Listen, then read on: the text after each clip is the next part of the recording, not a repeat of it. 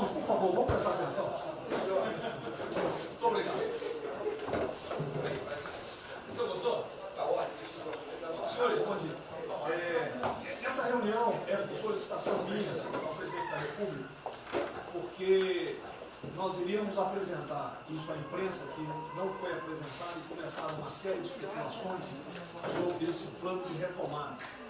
Então, eu solicitei ao presidente uma reunião com os ministros, porque o plano não vai ter efeito se todos os senhores não nos ajudarem, cada um na sua área, claro. Tá? Na hora que nós precisarmos das pessoas para a coordenação do plano, o ministério que não colocar uma pessoa realmente que seja envolvida e tenha capacidade para poder coordenar e executar, esse ministério vai ficar mais fraco e aí o plano todo fica meio capenga. Tá? É uma apresentação de 10 minutos no máximo, mas é somente isso.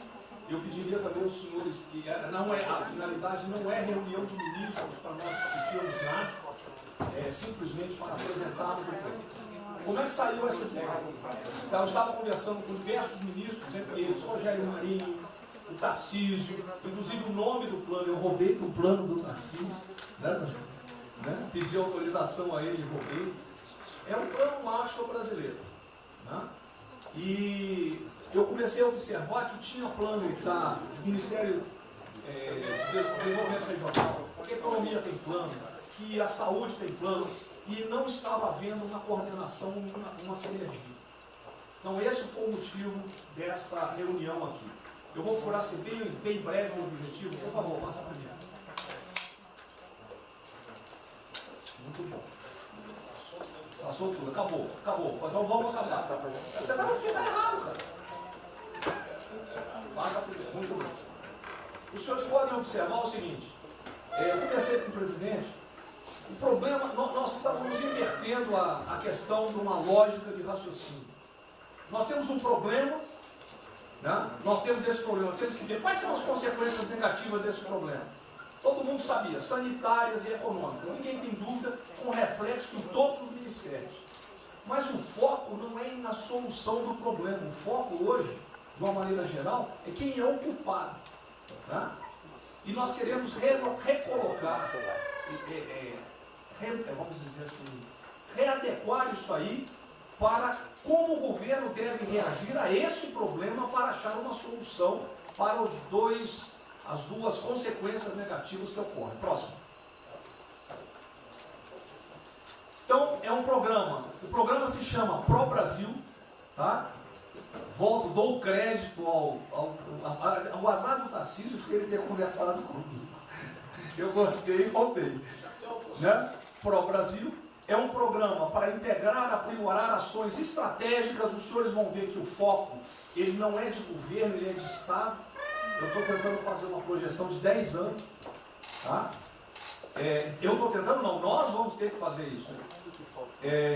Para a retomada do crescimento socioeconômico em resposta aos impactos relacionados ao coronavírus.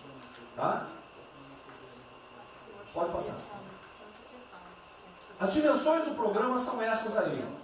Tá? Ele pega um modelo de governança, ele busca melhoria da produtividade, investimentos estruturantes e ações estratégicas do setor público. Vai. O programa se divide em duas etapas, ou duas partes. O Pro Brasil, deixa eu ver aqui que eu não estou conseguindo enxergar. Ordem e o Pro Brasil Progresso. Tá? O Pro Brasil Ordem, que você não imprimiu para mim, que eu agradeço. Não, botou na página errada. Ele pega um arcabouço normativo, ele trata, essas são as medidas estruturantes dele. Vai ter que ter um arcabouço normativo, investimentos privados, segurança jurídica, jurídica e produtividade, melhoria no ambiente de negócios e mitigação dos impactos socioeconômicos. Na parte de investimento, ele foca em obras públicas, parcerias do setor privado. Esse programa também ele tem um foco na redução das desigualdades regionais. Tá?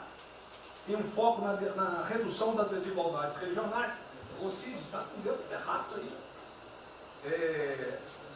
E só um segundo, por favor.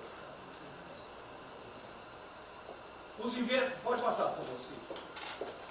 Qual é a abrangência do programa? Os senhores podem observar que ele tem uma parte de infraestrutura, ele tem ações viabilizadoras e tem ações de apoio na lateral.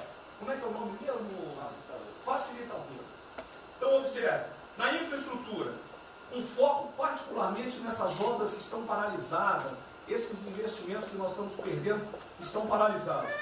Ele pega infraestrutura de transporte e logística, desenvolvimento regional e cidades, pega energia, mineração, telecomunicações. No desenvolvimento produtivo, ele foca na indústria, agronegócio, serviços e turismo. Nas laterais, os senhores têm a parte de cidadania, capacitação, saúde, defesa, inteligência e segurança. Tem também cadeias digitais, indústria criativa e ciência. E nas viabilizadoras, que são transversais em toda a parte do programa, nós temos finanças e tributação, legislação e controle, meio ambiente e a parte institucional e internacional. Qual é o nosso time frame que nós estamos pensando aí? A estruturação do programa. Eu preciso que os senhores, nós vamos fazer uma reunião, como os senhores podem ver, é a primeira reunião do grupo de trabalho, tá? Com todos os ministérios envolvidos. Na sexta-feira agora, tá? Os senhores vão receber o horário, e aí nós teremos de maio a julho a estruturação do programa. De agosto a setembro, o detalhamento do projeto. A partir de outubro, implantação em larga escala, tendo um foco prioritário naquelas ações que têm uma resposta mais imediata.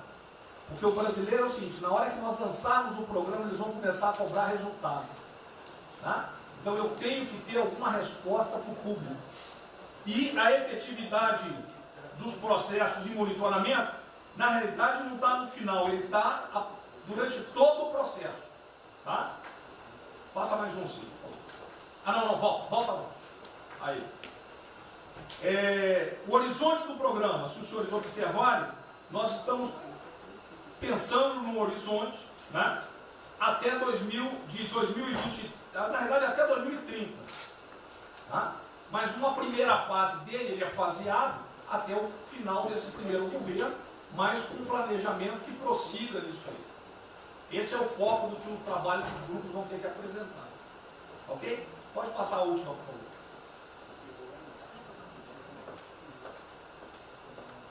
É sem sombra. Certo? Só um layout para os senhores.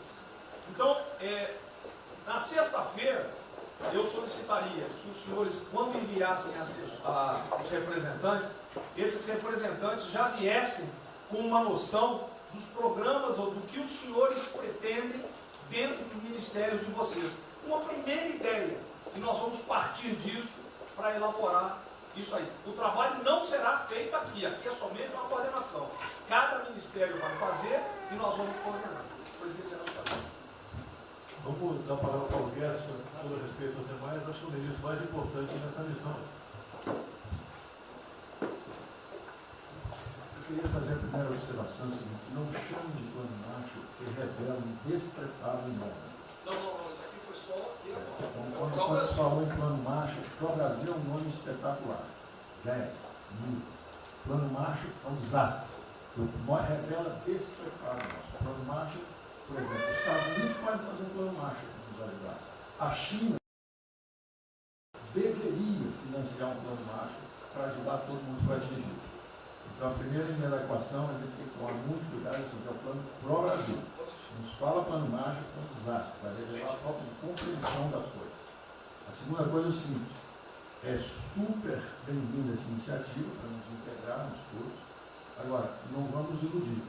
A retomada do crescimento vem pelos investimentos privados, pelo turismo, pela abertura da economia, pelas reformas. Nós já estávamos crescendo.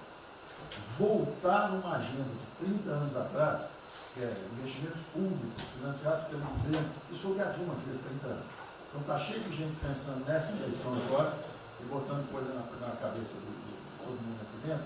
São governadores querendo fazer a festa, são às vezes ministros querendo aparecer, tem de tudo. E todo mundo vem aqui, vamos crescer, agora tem que crescer, tem que ter resposta imediata, o governo vai gastar. O governo quebrou.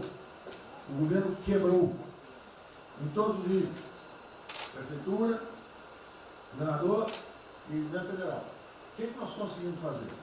Nós sinalizamos o contrário. Nós desalavancamos o banco público, reduzimos o endividamento, baixamos os juros e o Brasil ia começar a voar. Então, se a gente lançar agora um plano, todo o discurso é conhecido, acabar com as desigualdades regionais, na linha, claro. Está lá, são os detalhes dele. É bonito isso. Isso é o que o Lula e a Dilma estão fazendo há 30 anos. Se a gente quiser acabar igual a Dilma, a gente segue esse caminho. Então, eu acho o discurso bom, mas nós temos que tomar cuidado e reequilibrar as coisas.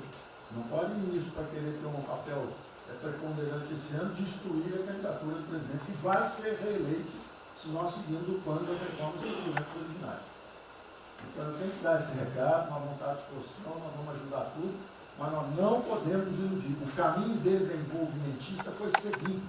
O Brasil quebrou por isso. O Brasil estagnou. A economia foi corrompida, a política foi corrompida. A economia estagnou através do excesso de gastos públicos. Então, achar agora que você pode se levantar pelo suspensório, como é que o governo quebrado vai investir, vai fazer grandes investimentos públicos? Tarcísio sabe disso, conversando sempre. Tarcísio sabe o seguinte: quanto é que você consegue, Tarcísio, passar de 5 mil para quanto? Para 15, para 20, para 30? Multiplicou por 6. Quanto é que você consegue de investimento em concessões? 250. Tá certo? Então, ó, tem 100 bilhões vindo para saneamento. Tinha 100 bilhões que viriam, as 17 maiores petroleiras do mundo viriam para a nossa seção onerosa. 100 bilhões de seção onerosa, 100 bilhões de mineração, 100 bilhões de saneamento, 230 bilhões de concessões, 500 bilhões. Cadê o dinheiro do governo para fazer isso? Não tem. Então, quem está sonhando é sonhador. A gente aceita. Politicamente, a gente aceita. Vamos fazer todo o discurso da desigualdade, vamos gastar mais, precisamos eleger o presidente. Mas o presidente tem que pensar daqui a 3 anos. Não é daqui a 1 ano, não. Tem muita gente pensando na eleição desse ano. É só a observação que eu faria. Eu estou fora de eleição aí só um minutinho. A ideia aqui, ninguém falou investimento público por enquanto. Inclusive, nós falamos ali investimento, falamos inclusive investimentos privados. O que tem que acontecer é o seguinte: eu estou vendo um plano de pouca gente, nós temos que centralizar a imprensa, a economia, vai dar exatamente o que pode, o que não pode. Fundamental a coordenação. Até para isso na imprensa que está saindo. Que são na imprensa assim, plano Marshall e economia está fora. Quer dizer, alguém foi para a imprensa e falou: vê o plano Marshall ali, a economia está fora. Quer dizer, enfraquecer o nosso discurso no momento desse é uma tolice, é um atentado contra nós mesmos.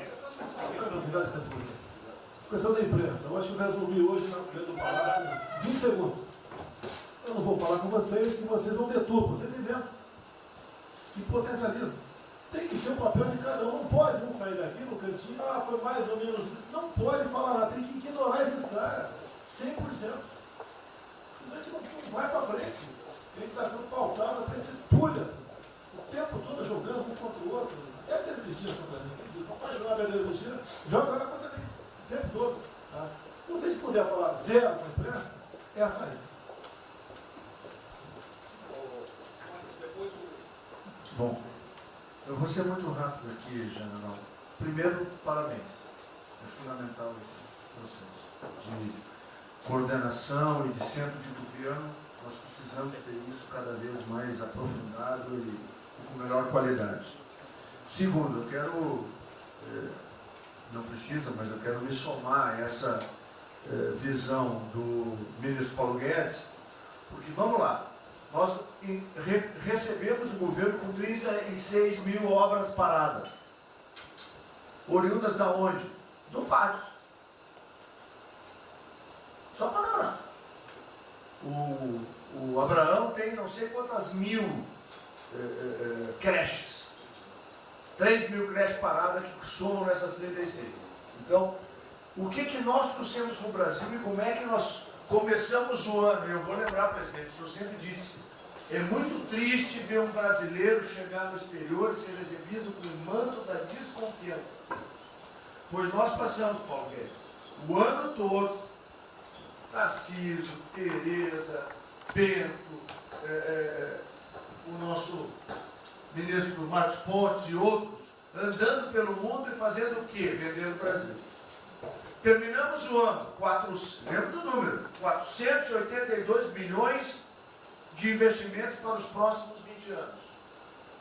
Uma boa parte, mineração, petróleo, por aí vai. Recebemos 90 bilhões de bônus de outorga. Nós temos 10 bilhões de dólares do governo da Arábia Saudita que precisa definir onde é que vai votar. Mas o príncipe autorizou. São 50 bilhões de reais. A dinheiro de ouro. Então, eu tenho convicção de que nós temos que continuar fazendo o que a gente vinha fazendo. Ou seja, aprofundando a participação da sociedade.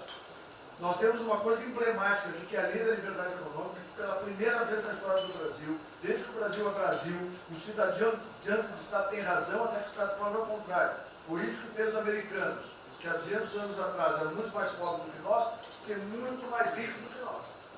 Então, o aprofundamento são sim das reformas, é sim ousar e ter uma reforma tributária que baixe o imposto no Brasil, reduz a carga tributária, estou falando sério. A gente nunca discutiu isso entre nós, mas isso tem que caminhar para isso. Por quê? Porque aí nós damos fôlego à iniciativa privada para que ela faça o que tem que fazer e nós vamos ser mediadores desse processo. Apenas. E sinceramente, eu acho que todo o nosso esforço nos próximos dias tem que ser como é que nós mantemos a nossa linha, porque nós terminamos o ano, ministro Ernesto, ministro Tarcísio. O senhor foi recebido na Federação das Indústrias Alemãs com um slide que mostrava a 163 os caminhões atolados e a 163 pavimentado. E o presidente que coordenava aquele momento, eu estava lá lhe aguardando, voltando da Rússia, disse ao senhor, o que vocês brasileiros fizeram que nós não acreditávamos que vocês recuperaram a confiança e estão fazendo tantas transformações. Então, presidente, só para concluir, 100% nessa linha, mas que a gente não perca o foco original, porque por onde a gente estava caminhando, nós recuperamos a confiança externa e externa. Fomos acometidos de algo muito grave, que é uma doença, e que foi levado ao paroxismo da histeria, porque serve ao interesse de muitos, os mais variados, eu não vou aqui detalhar. Mas, sinceramente, temos que rapidamente voltar ao que nós estamos fazendo, porque nós estamos no caminho certo, e a prova disso é que todo mundo voltou a olhar o Brasil como esse. Bom, eu vou partir do princípio que todos que estão aqui são bem intencionados e querem bem do Brasil. Tá? Então, nós não acreditamos em teoria da conspiração e que ninguém quer solapar os alicerces da República nem abalar a administração do presidente Bolsonaro. Eu quero lembrar a todos que não existem verdades absolutas. Por favor, vamos refletir. O que está acontecendo hoje no mundo não tem parâmetro nos últimos 100 anos. O que está acontecendo hoje no mundo vai permitir, de acordo com a FMI, que foi a previsão de uma semana atrás, de uma diminuição de quase 3% do PIB mundial, no caso do Brasil, de mais de 5%. Não tem parâmetro. Em situações extraordinárias, remédios extraordinários de forma circunstancial.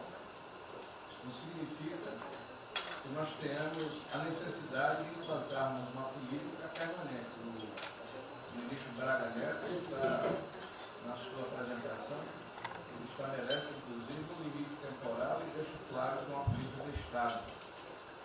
O que eu peço é que nós tenhamos aqui as mentes abertas, e que os dogmas, quaisquer que sejam eles, sejam colocados de lado nesse momento. Porque os governos do mundo, certamente, têm a capacidade de entender o que está se passando.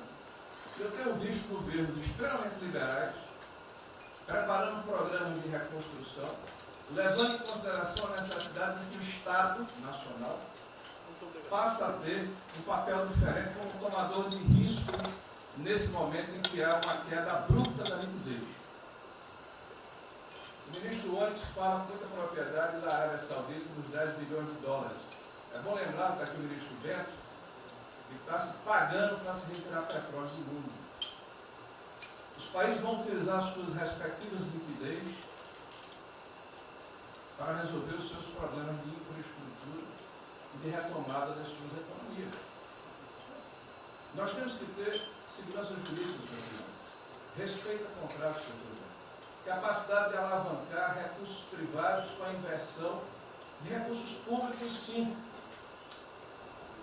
É bom lembrar que eu tenho ouvido falar, não sei se é verdade, depois vai colocar na ponta do lápis, que a gente pode chegar a 600 bilhões de reais esse ano de ajuda a empresas e a pessoas físicas.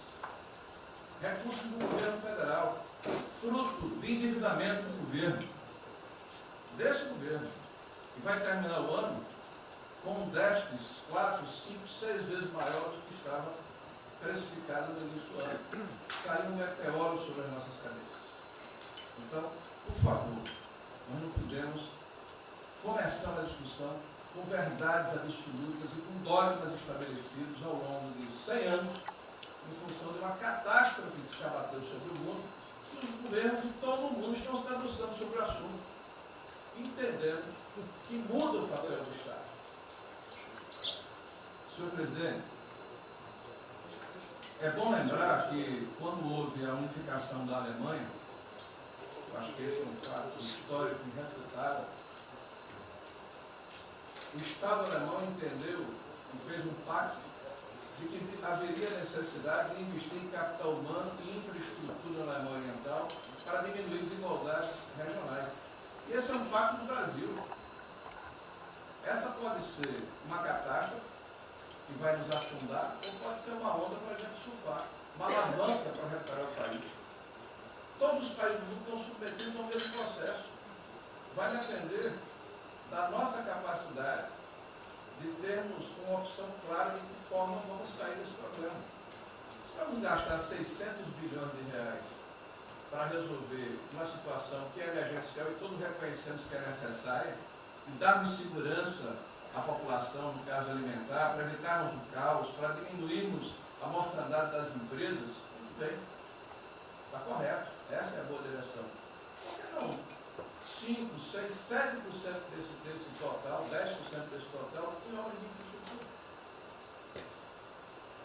Por que não termos a capacidade de alavancarmos o emprego no momento em que a retomada, todos os economistas aqui reconhecem, vai ser muito lenta? Bom, eu só estou falando isso, presidente, para que nós possamos ter essa discussão sem dogmas, sem verdades absolutas, sem a preocupação de que as coisas continuam como eram antes. Não são como eram antes. Aqui e no mundo inteiro. É isso.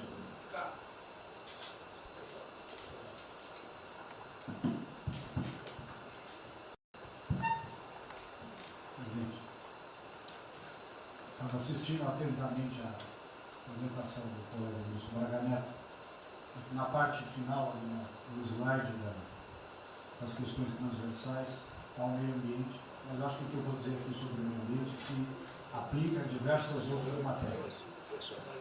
Nós temos a possibilidade, nesse momento que a atenção da imprensa está voltada quase que exclusivamente para o Covid e daqui a pouco para a Amazônia, o general Mourão tem feito os trabalhos preparatórios para que a gente possa entrar nesse assunto da Amazônia um pouco mais calçado, mas não é isso que eu quero falar. A oportunidade que nós temos, que a imprensa não está nos dando um pouco de alívio nos outros temas, é passar as reformas infralegais de desregulamentação, simplificação, todas as reformas que o mundo inteiro, nessas viagens que se referiu ao Mix, certamente cobrou dele, cobrou do Paulo, cobrou da Tereza, cobrou do Tarcísio, cobrou de todo mundo, da segurança jurídica, da previsibilidade, da simplificação. Essa grande parte dessa matéria ela se dá em portarias e normas dos ministérios que aqui estão, inclusive o de meio ambiente.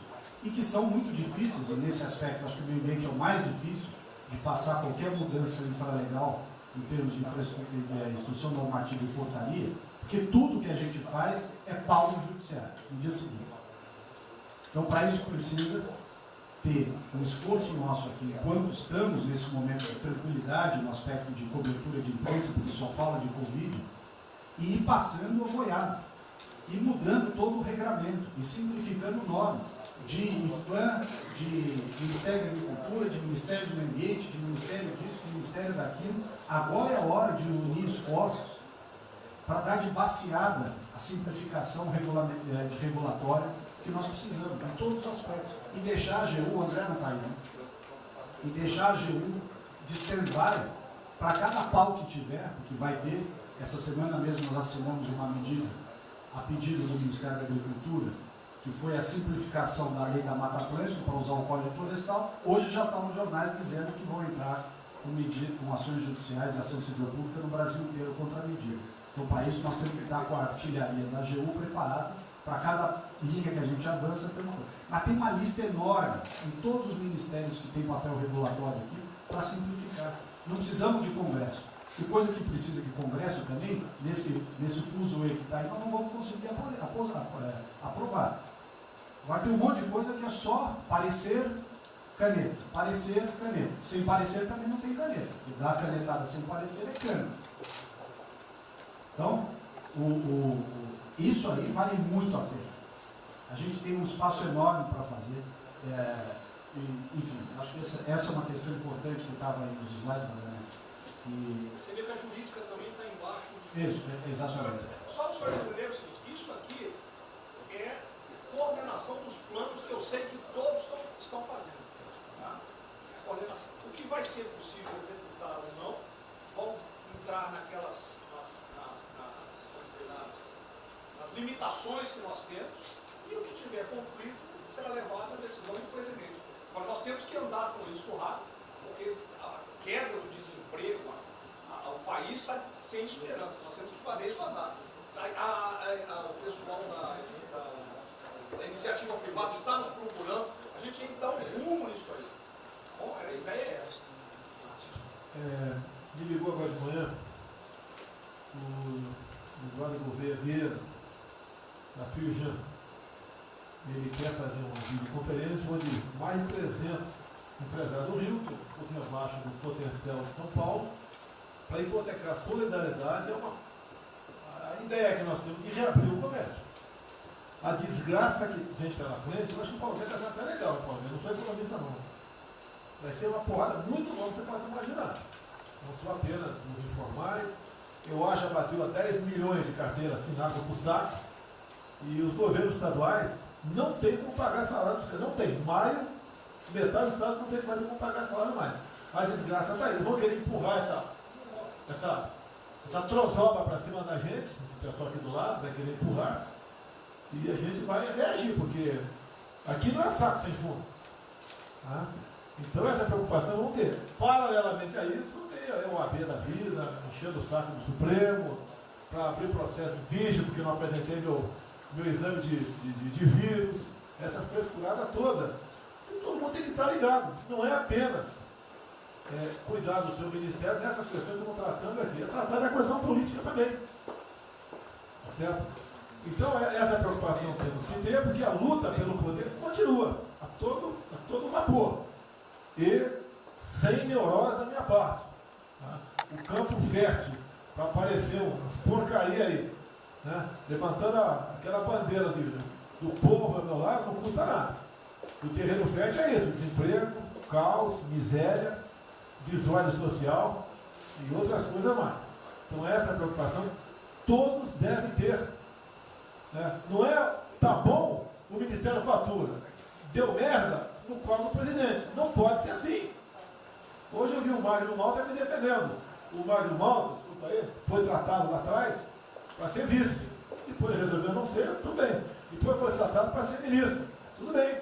Agora, politicamente, ele nunca me deu uma alfinetada e sempre está defendendo os problemas que ele tem. Então, não é o ministro ir de peito aberto entrar no covil dos leões. Mas não pode. Né? Por exemplo, quando se fala em possível impeachment, ação no Supremo, baseado em filigranas, eu vou em qualquer lugar no território nacional. Ponto final. O dia que for proibido de ir para qualquer lugar do Brasil, pelo Supremo acabou o mandato. E espero que eles não decidam, ou ele, né, monocraticamente, querer tomar certas medidas, que daí nós vamos ter uma crise política de verdade. E eu não vou meter o rabo dentro das pernas. Zero. Certo? Porque se eu errar, se achar um dia ligação minha com o empreiteiro, dinheiro na conta nas ruas, porrada, sem problema nenhum. Vai para o impeachment e vai embora. Agora, com frescura, com babaquice, não. Até em cima do que eu falei, em frente ao Forte Apache. Eu sou o chefe supremo das Forças Armadas. Por final, o pessoal estava lá, eu fui lá, dia do Exército. E falei algo que eu acho que não tem nada demais. Mas a repercussão é enorme. Oh, o AI-5. Cadê o AI-5? Acabou agora. O AI-5 não existe adicional no Brasil mais. É uma besteira. Artigo 142. É um pessoal que não sabe interpretar a função. Agora, em cima disso, fazer uma onda. Vamos ouvir deputados, empresários, seja o que for. Agora, quando a Câmara fala lá dentro, uma homenagem a Che Guevara, a Mao Tse Tung e tudo mais, não tem problema nenhum. Quando o Partido Comunista do Brasil faz suas convenções e do lado lá, Fidel Castro, não tem problema nenhum. Quando um coitado levanta uma placa de AI-5, que eu estou me lixando para aquilo, não existe AI-5. Não existe. Artigo 42. Nós queremos cumprir o artigo 42, todo mundo quer cumprir o artigo 42. E a necessidade, qualquer dos poderes pode, né, pedir às Forças Armadas, né, que intervenham para restabelecer a ordem no Brasil, naquele local, sem problema nenhum. Agora, todos, né, têm que se preocupar com a questão política e aquele direito, tira a cabeça da toca, porra. Não é só ficar dentro da toca o tempo todo, não. Estou bem, estou cuidando da minha imagem, a minha imagem está aqui, eu sou bonitinho, e o requisito todo, não, tem que fazer essa parte. Então é isso que eu tenho falar com você, que depois, num certo momento, onde chegar a cabeça dessas pessoas, fica difícil voltar atrás. Daí que é uma crise, é uma crise.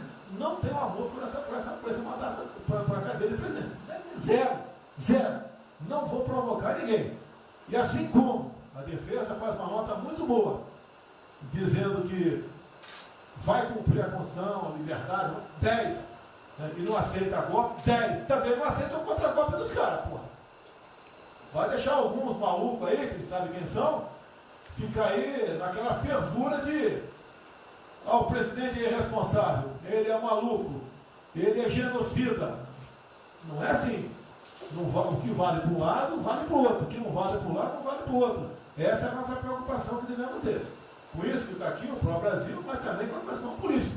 Se nós começarmos a falar com propriedade, e tem muita gente que fala muito melhor do que eu, e tem um conhecimento muito melhor do que eu, tem que falar discretamente, mas tem que falar, para não deixar subir a temperatura, que é só porrada o tempo todo em cima de mim. E vou continuar indo em qualquer lugar do Brasil, ponto final, não é problema meu. Tá certo? Se eu não tivesse direito de vir, prefeitinho lá no fim do mundo, um jaguapoca do prefeito, manda prender. Tem que a justiça se posicionar sobre isso, porra. Tem que se posicionar sobre isso abertamente. Não admitimos prisão por parte do prefeito e do decreto. Tem que falar, não é ficar quieto. E quem direito aqui, todos têm que falar isso aí, não é só a justiça. Todos têm que falar. Não é ficar, toca o barco não e vamos ali em frente. Tá? Então esse papel é vocês, pô. Essa preocupação, acordem para a política e se exponham. Afinal de contas, o governo não só. E se eu cair, cai todo mundo. Agora, se vai cair um dia, vamos cair lutando, uma bandeira justa, não para uma babaquice de exame antivírus, pô. Pelo amor de Deus, pô. Tá? Eu até já bem claro, de uns 8 anos para cá, quando pedia farmácia de manipulação, um remédio qualquer, eu falava com o médico. Bota um nome de fantasia, porque se for o meu nome para lá, como era sempre um cara manjado, né, tem 3, 4 que vão manipular lá o medicamento para me envenenar, pô. E assim é a mesma coisa a questão do vírus, entre outros. De acordo com o interesse, o cara dá negativo, ou dá positivo, depois que deu, vai para a contraprova, vai dar problema. E nós sabemos, tá certo, que nós temos um compromisso com a verdade. Eu jamais mentiria se não tivesse realmente um exame negativo. Jamais eu mentia negativo, deu positivo, vice-versa. Jamais. A verdade é acima de tudo. Então é um apelo que eu faço a todos que se preocupem com política para não ser surpreendido. Eu não vou esperar o barco começar a afundar para tirar água. Estou tirando água e vou continuar tirando água em todos os ministérios. Não quer dizer isso. A pessoa tem que entender. Se não quer entender, paciência. Pô. E eu tenho o poder e vou interferir em todos os ministérios, sem exceção. Nos bancos eu falo com o Paulo Guedes, se tiver que interferir. Nunca tive problema, zero problema com o Paulo Guedes. Agora os demais, vou. Eu não posso ser surpreendido com notícias.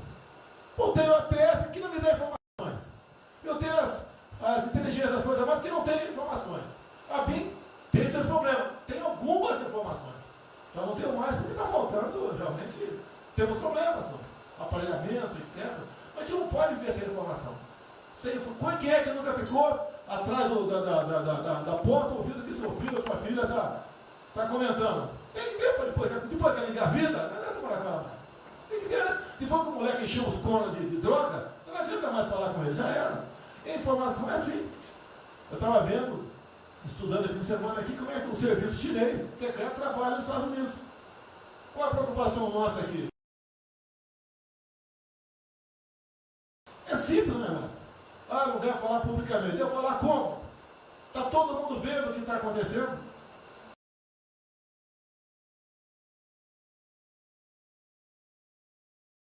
Tudo bem. Você tira do porra. Não tira. É uma realidade. Não adianta esconder mais, tapar o sol com a peneira. Vai em alguns ministérios, tem gente desespantada aqui dentro. Então não quer pregar. Zero. Precisamos dele para vender? Sim, isso precisa também de nós. Que se não precisasse, não estaria comprando a soja da gente, não. Precisam. E é um negócio, pô. E devemos aliar com quem tem alguma afinidade conosco. Para a gente poder fazer valer a nossa vontade naquele momento. Não adianta se esconder aqui, depois tem um problema, ele liga para o tio, fala, pô, cara, você me ignorou até hoje? Você só não me chamou de imperialista, igual a esquerdalha, igual a FHC falava no passado. No resto, agora não dá mais. Então essa é a preocupação que temos que ter, a questão estratégica, que não estamos tendo. E me desculpe, o serviço de informações nosso, todos, são uma vergonha, que eu não sou informado. E não dá para trabalhar assim, fica difícil. Por isso, vou interferir. E ponto final, pô. Não é ameaça, não é extrapolação da minha parte, é uma verdade. Como eu falei, né? Deus ministério para os senhores. O poder de veto. Mudou agora, tem que mudar. E eu quero realmente governar o Brasil. Nós precisamos de todos aqui, como disse o Marinho, né? Aqui é o mesmo barco. Se alguém cavar o cavalo no porão aqui, vai todo mundo para o saco aqui, vai todo mundo morrer afogado. Então é isso que a gente precisa. É pensar além do que tem que fazer internamente aqui. Quando eu explodi em metro, conversei com o Paulo Guedes. Desculpa a linguagem, é uma putaria. Putaria em metro. Trocar tacógrafo, trocar taxímetro, botar chip na bomba de combustível. Putaria, igualzinho tomar 3 pílulas. Está muito bem agora, a imprensa viu porrada. Botou um coronel. O coronel foi formado pelo INE. Eu ia botar um coronel, você vai ter uma formação. Tá? E assim nós devemos agir. Como estava discutindo agora, IFAM, está lá vinculado à cultura. Eu fiz a cagada em escolher, não escolher uma pessoa que tivesse também outro perfil. Uma excelente pessoa que está lá, tá? Mas tinha que ter outro perfil também. IFAM para qualquer obra no Brasil. Compara do Luciano Hang. Encontra lá um cocô petrificadinho e para a obra.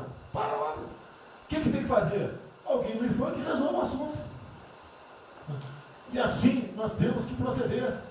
E assim, cada hora, como eu falei da Tereza Cristina, que mudou a questão normativa, revocou a questão normativa, ajudou 400 mil pessoas no Vale do Ribeira, parabéns. Assim são outras decisões. A questão de armamento, tá?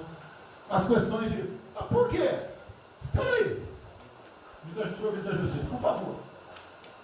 Foi decidido há pouco tempo que não podia botar algema em quase ninguém. Por que estão botando algema em cidadão que está trabalhando, ou mulher que tem praça pública, e a justiça não fala nada? Tem que falar, pô! Vai ficar quieto até quando? Ou eu tenho que continuar me expondo? Tem que falar, botar para fora, esculachar. Não pode botar algema. Decisão do próprio Supremo. E vão ficar quietos até quando? Fica humilhando o nosso povo, porque isso está crescendo. O pessoal fica apontando para mim, votei em você para você fazer alguma coisa. Votei em você para você tomar decisões, para você brigar. E é verdade. Eu estou me lixando com a reeleição. Eu quero mais que alguém seja eleito, se eu vier candidato, tá? Eu quero ter paz no Brasil, mais nada. Porque se for na esquerda, uma porrada de vocês aqui tem que sair do Brasil, que vão ser presos. E eu tenho certeza que vão me condenar por homofobia, 8 anos por homofobia. Eu invento o racismo, como inventaram agora por Von Traub. Desculpa usar a puta que eu pariu. O Von Traub pode falar uma merda do mundo, mas racista? Vamos ter que reagir, pessoal. É outra briga. Tem que ser um governo com altivez. Se expor, mostrar que nós temos o povo do nosso lado. Que nós somos submissos ao povo. Nós queremos realmente, é como disse, se não me engano, Margaret Thatcher, né? Ou Reagan, não sei, para ser conduzido pela porra brasileira, ponto final. Onde o povo está, vamos estar juntos. Eu não convidei ninguém para ir para frente do Forte Apache. Ninguém, zero. Estava na casa do meu filho, fiquei sabendo, vou para lá.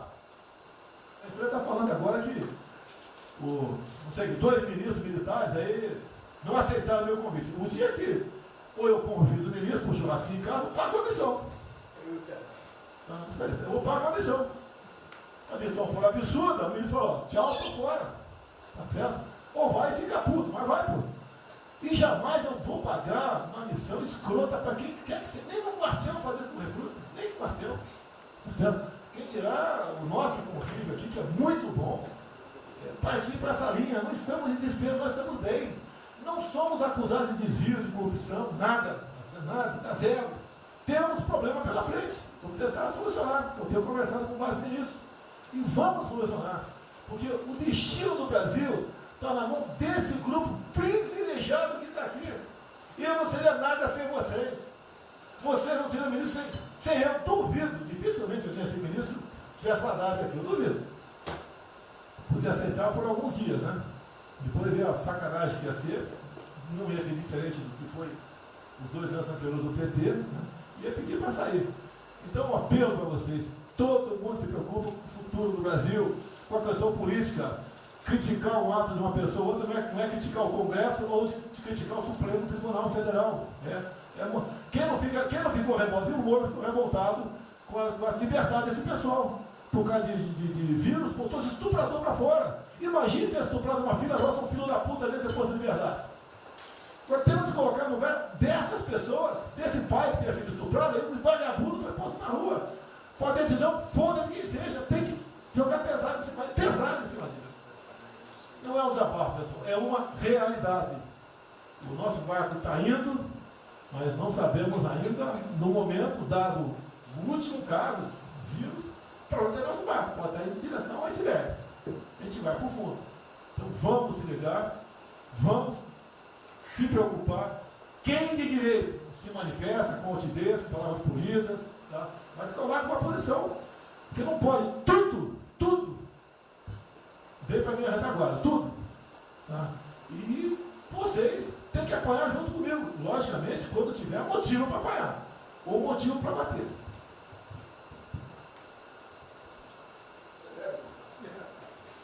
Não, eu já caí.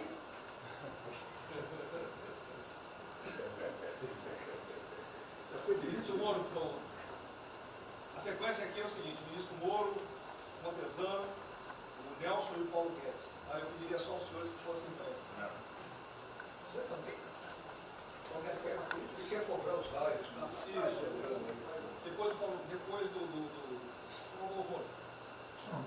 Bem, a primeira questão do plano ali que foi apresentado, fica aqui o registro do meu elogio, certo que ele tem que ser preenchido aí nos detalhes, existem as questões econômicas a ser resolvidas lá pelo Ministério da Economia, a ser trabalhado também com as outras áreas econômicas. Só faria uma sugestão aqui, ministro, se pudesse colocar desde logo, em algum momento desse plano, alguma referência importante também à segurança pública e a controle da corrupção. Foram 2 temas centrais, né, nas últimas eleições, e são 2 temas que, embora, claro que o plano vai ficar sujeito aí ao detalhamento necessário, mas acho que é importante ter uma referência inicial para não parecer que nós estamos descurando desses aspectos específicos. Nós não entramos em detalhes, porque isso aqui, os senhores viram que todos os ministérios praticamente se uniram, isso aí para mim viria no detalhamento do ministério, mas eu acho que politicamente cabe. Não, sim. Não, eu entendo que cabe no detalhamento, mas acho que uma referência né, seria interessante. Tem que apontar também que foi uma vitória do governo, do presidente. No ano passado houve uma queda expressiva desses principais indicadores criminais. Isso, embora seja mais vinculado com a questão da vida e segurança das pessoas, também é um fator importante para o investimento econômico, para também melhorar o ambiente econômico. E o controle da corrupção também é pressuposto. Né? Eu faria exclusivamente essa sugestão específica. Já está anotado. Montezano, ministro, primeiramente, parabéns. Acho que é um momento oportuno para a gente começar a falar do dia seguinte. O próprio ministro Guedes, nas discussões que temos tido nas últimas semanas, tem nos orientado. O BNDES foca na reconstrução, foca no dia seguinte, porque a crise de saúde vai demorar alguns meses e a reconstrução muito mais meses do que isso. Então é muito oportuno a gente já começar a discutir isso. Segundo, aqui eu subscrevo as palavras do ministro Salles. O que a gente tem observado nos projetos e concessões, etc., uma parte crítica, essa legislação para o funcionamento da máquina pública. É um momento muito oportuno para a gente aproveitar isso. Isso faz uma baita diferença no preço de um projeto, na velocidade, faz muita diferença. Então, eu subscrevo aqui as palavras do ministro Salles. E, por último, ministro, quando eu assumi o banco em julho, o banco estava montado como uma fábrica de empréstimo. O banco, durante 15 anos, foi uma fábrica de empréstimo. De julho até hoje, a gente fez uma reestruturação completa no banco, montando o que eu acredito hoje ser já o maior banco de investimento do Brasil em pessoas, e um banco de investimento de serviços focado em planejamentos econômicos setoriais e estruturação de projetos. Tá? O banco já está atuando dessa forma. Temos um vasto conhecimento setorial, um vasto conhecimento de planejamento, já está rodando a contento, e esse BNDES de hoje se parece muito mais com o BNDES de 20 anos atrás. Era o BNDES que planejava e estruturava esses projetos no Brasil. Então eu queria colocar aqui à sua disposição, que nos use, estamos a serviço. Então o que o senhor achar adequado, razoável, tanto no fornecimento de informações, mas como também nesse planejamento, na coordenação, temos já um modo operante, uma estrutura que é plug and play. Se o senhor quiser usar, já está pronta para rodar para esse tipo de mapeamento e estruturação de projeto. Então, por favor, sinta-se bem à vontade de nos usar integralmente aqui na coordenação desse projeto, caso o senhor entenda adequado. Tá? Tiago. Nelson. Bom, estou chegando aqui, então é importante que eu coloque para vocês como é que a gente vai trabalhar. A saúde é fundamental, porque enquanto a gente não mostrar para a sociedade que a gente tem o controle da doença, da saída dela, qualquer tentativa econômica vai ser ruim, porque o medo vai impedir que você trate a economia como uma prioridade. Então, controlar a doença hoje é fundamental. E controlar a doença não significa que a gente vai curar a doença em uma semana, mas que a gente não é um barco à deriva e que a gente tem uma estratégia para trabalhar essa doença. Então, são três coisas que a gente vai trabalhar. Primeiro, a informação, para entender o que é a doença, qual é a evolução dela, como é que está a infraestrutura para cuidar da doença. Porque um dos grandes problemas que a gente tem hoje, se a gente olhar o Brasil hoje, ele é um dos melhores países em número em relação à mortalidade. O que assusta é você ver que o hospital não consegue atender, a gente no frigorífico, a gente está abrindo cofre em algum lugar para enterrar, e isso traz medo. E o medo impede que qualquer outra atividade tenha sucesso. Porque enquanto isso não for sanado, o restante vai ter muito pouca chance de ser comprado pela sociedade. A segunda coisa é estruturar a operação de cuidado. Então a gente vai investir em logística, vai investir na parte de compra e tentar melhorar o processo. Por quê? Porque se eu tiver os hospitais funcionando, eu vou ter os pacientes tratados, eu não tenho a sensação da crise, o medo melhora e o restante pode entrar. E a terceira coisa é a gente deixar claro um programa de saída do isolamento e do distanciamento. Não é que vai sair amanhã, mas a gente tem que ter um planejamento. Porque aí a gente realmente mostra que a situação está na nossa mão. Pode ser que demore um pouco, mas a gente está controlando esse processo, que a gente não está sendo um barco à deriva. Então, basicamente, eu queria falar para vocês, essa é a forma como a gente vai tratar, e a gente vai estar interagindo com todos os ministérios que forem necessários, para que isso aconteça da forma mais rápida possível. Basicamente é isso, é um prazer estar aqui com vocês. Ontem eu liguei para o diretor-geral da Polícia Rodoviária Federal. Chegou ao meu conhecimento uma nota que era dele sobre o passamento de um patrulheiro. E ele enfatizou que era por 2019. Eu liguei para ele, por favor. O que mais? Ele era obeso, era isso, tinha comorbidades. Mas ali na nota dele só saiu o código 19.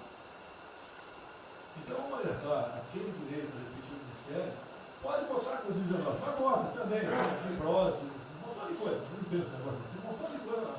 É exatamente para levar um medo à população. A gente olha, morreu um sargento do exército, por exemplo. A princípio é um cara que está bem de saúde, né? Um policial federal, né? Seja o que for. E isso daí não pode acontecer. Então, pede esse cuidado com os colegas, né? Aquele direito do respectivo ministério, que tem alguém encarregado disso, né? Tomar esse devido cuidado para não levar mais medo ainda para a população. Você perguntou, nossa, aí perguntou quanto tempo levaria para mostrar o plano, alguma coisa. Eu acredito que. Nós já conversamos hoje. Não, nós já conversamos hoje sobre isso. O COP está montando junto com a saúde. Tá? Eu não posso dizer. A gente está trazendo recurso para poder acelerar esse processo, porque na verdade a gente está correndo muito tempo. Enquanto a gente não conseguir controlar a percepção que a gente hoje tem condição de cuidar das pessoas, vai ser difícil. Né? E o problema da doença é que você pega um sistema que, se você falar em eficiência, os hospitais têm que ser eficientes. Então, quando você fala em eficiência, você vai quase no limite do cuidado. Você não tem sobra, você não tem gordura. Quando você pega uma doença que chega, que é muita gente ao mesmo tempo, você não consegue ter agilidade para preparar o sistema para cuidar dela. E a gente tem um problema adicional que a gente tem que tomar cuidado, que é o seguinte: como você tem os hospitais com você tem muita gente falando de Covid, os hospitais estão diminuindo muito o atendimento, o que significa que eles vão ter problema financeiro. Se isso prorroga, esses hospitais vão ter cada vez mais dificuldade, você vai poder ter um hospital mais sucateado, um hospital fechado. O que está acontecendo hoje? Vamos botar em números hoje. A gente tem 4 milhões de pessoas hoje com a Covid. O Brasil hoje tem 212 milhões de pessoas. Tem 208 milhões que não estão tendo a atenção necessária. Você tem câncer, cardiovascular, isso tudo está represado, a demanda é reprimida. Quando você controlar a Covid, o não Covid vai chegar com tudo. Você pode pegar uma estrutura sucateada. Aí você só vai transferir o problema de medo, que vai ser o medo da Covid para o medo da não Covid. Então a gente tem que estar preparado para isso tudo. Então não é só trabalhar o curtíssimo prazo, a gente tem que preparar para essa segunda fase que vai chegar também. Isso tudo a gente está fazendo, só para vocês saberem que a gente está pensando nisso tudo, só para vocês saberem que está tudo trabalhando. Tá? Como o ministro Tarcísio, eu pediria as suas que fossem bem breves. Não, já não temos aí.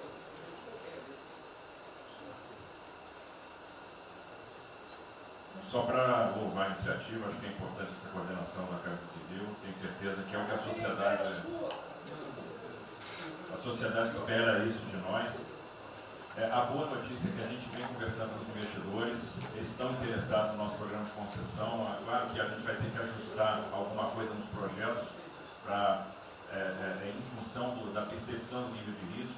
E a gente vai fazer isso calibrando taxa de retorno, monitorando melhor agora a questão da demanda, né, reestimando a demanda nos projetos, mas a gente tem certeza que os projetos vão sair. Qual o cuidado que a gente tem que ter? A gente fala em 250 bi de investimento, só que concessão funciona o seguinte: o que a gente contratar agora vai gerar investimento em 2023, 2024. Não é imediato. E a gente vai precisar de fazer alguma coisa imediata, e aí tem que ter a inteligência, porque também não adianta. Isso, me dá lá 30 bi por ano. Não vou gastar, eu não vou usar. Eu não vou ter condição de fazer, de usar isso. Né? Porque nos períodos altos lá que a gente executou mais, a gente consegue ali ter uma capacidade operacional de executar 13, 14 mil máquinas. E a gente já tem muito de orçamento aqui. Então, no final das contas, a gente fazendo as contas e vendo o que nós já temos de projeto pronto, o que é necessário, que agrega valor imediato. É um 35 Maranhão lá, que leva a safra para o Porto de Itaqui, que se acabou. Ali eu posso fazer uma intervenção imediata. E o que a gente vai falar? Estou falando de pegar os 8 que a gente tem e agregar mais 3, mais 4. É essa a conta. Eu acho que isso é realmente necessário para gerar emprego, para dar a resposta que a sociedade está querendo e conjugando isso e investimento privado. As duas coisas têm que andar juntas, né? E aí nós vamos dar um bom retorno. A gente está vendo aí o esforço que o BNDES está fazendo, acho que está fazendo um trabalho magnífico, trazendo o banco, trazendo o privado, o sindicato de bancos, para assumir uma responsabilidade que é deles também. O Banco Central injetou um monte de liquidez aí no sistema, para o dinheiro não ficar empossado, e aí preservando o caixa para atuar, né, nesses projetos de infraestrutura que vai ser fundamental. Então, eu acho que é essa linha que nós precisamos ter, né? E tivemos aí dois caras aí na história recente que pegaram terra arrasada e entraram para a história. Um foi o Roosevelt, o outro foi o Churchill. O terceiro vai ser o Bolsonaro. Primeiro Guimarães,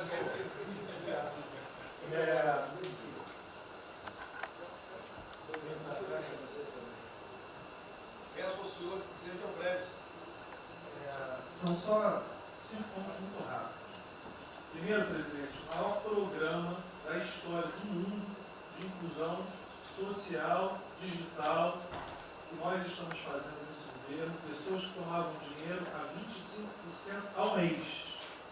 Quer dizer, todos os ladrões lá, PT, PMDB, PSDB, aquela ladroagem toda, 25% ao mês. E ninguém se indigna. Esse governo que se indignou, o governo dos liberais. Então, assim, acho que a gente está com problemas narrativos. Hoje de manhã, por exemplo, o pessoal da Band queria dinheiro. O ponto é o seguinte, vai ou não vai dar dinheiro para Bandeirantes? Ah, não vai dar dinheiro para Bandeirantes? Passei meia hora levando porrada, mas repliquei. E falei, olha, vocês estão em casa? Eu tenho 30 mil funcionários na rua. Não tem esse negócio, essa frescurada de home office. Eu já visitei 15 agências. E você em casa? Aí o pessoal ficou um pouco mais calmo. Quer dizer, eu posso ter 30 mil brasileiros nas agências lá. Sabe quantas pessoas a Caixa está pagando hoje? 7 milhões de pessoas. E todo mundo home office. Que porcaria é essa? Desculpa o meu ponto, presidente. Quando o senhor falou, eu vou me emocionar. O Luiz Lima, que nadou com meu pai, foi atleta olímpico, teve a esposa e a filha de 14 anos presa ontem, no Camburão. Que porra é essa? Desculpa. Que porra é essa? O cara vai pro Camburão com a filha, que se fosse eu, ia pegar minhas 15 armas e ia dar uma... Eu ia morrer. E se a minha filha fosse pro Camburão, eu ia matar ou morrer. Que isso?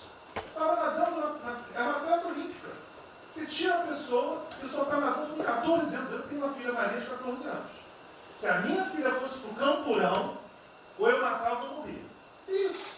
E a esposa do Luiz Lima nem usou o fato de ser esposa do deputado federal. Mas assim, foi calado, saiu e calado. aquele governador roubando para direita, está tudo quanto é lado. Então o governador rouba, aí ele sai prendendo todo mundo e fica tudo isso por isso mesmo. Aí a gente faz o maior programa da história da humanidade de inclusão de pessoas que recebiam 25% ao mês, cobrado. PSDB, PT, PMDB, aquele grupo todo.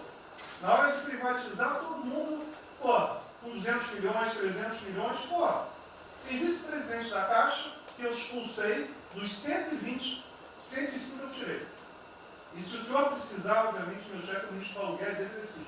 Não tem problema. Inclusive, porque o que acontece? Se roubar, eu vou ligar para o ministro Moro para prender. Agora, se precisar de um diretoria, não sei o quê, desde que sejam honestos, o ministro Paulo Guedes é que decide, etc. Mas dos 120, eu tirei 105. E na Caixa, não tem desonestidade, até onde eu saiba.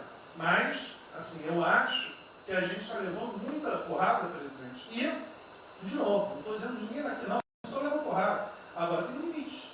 Desculpa, todo lugar que eu vou, as pessoas normalmente são educadas. Mas a paciência chega no limite, obviamente não dessa maneira, eu acho que tem um ponto. Nós estamos emprestando 154 bilhões de reais, mas só um ponto que eu acho importante, Tarcísio é super meu amigo e ele é muito esperto. Qual que é o grande ponto que a gente tem que evitar?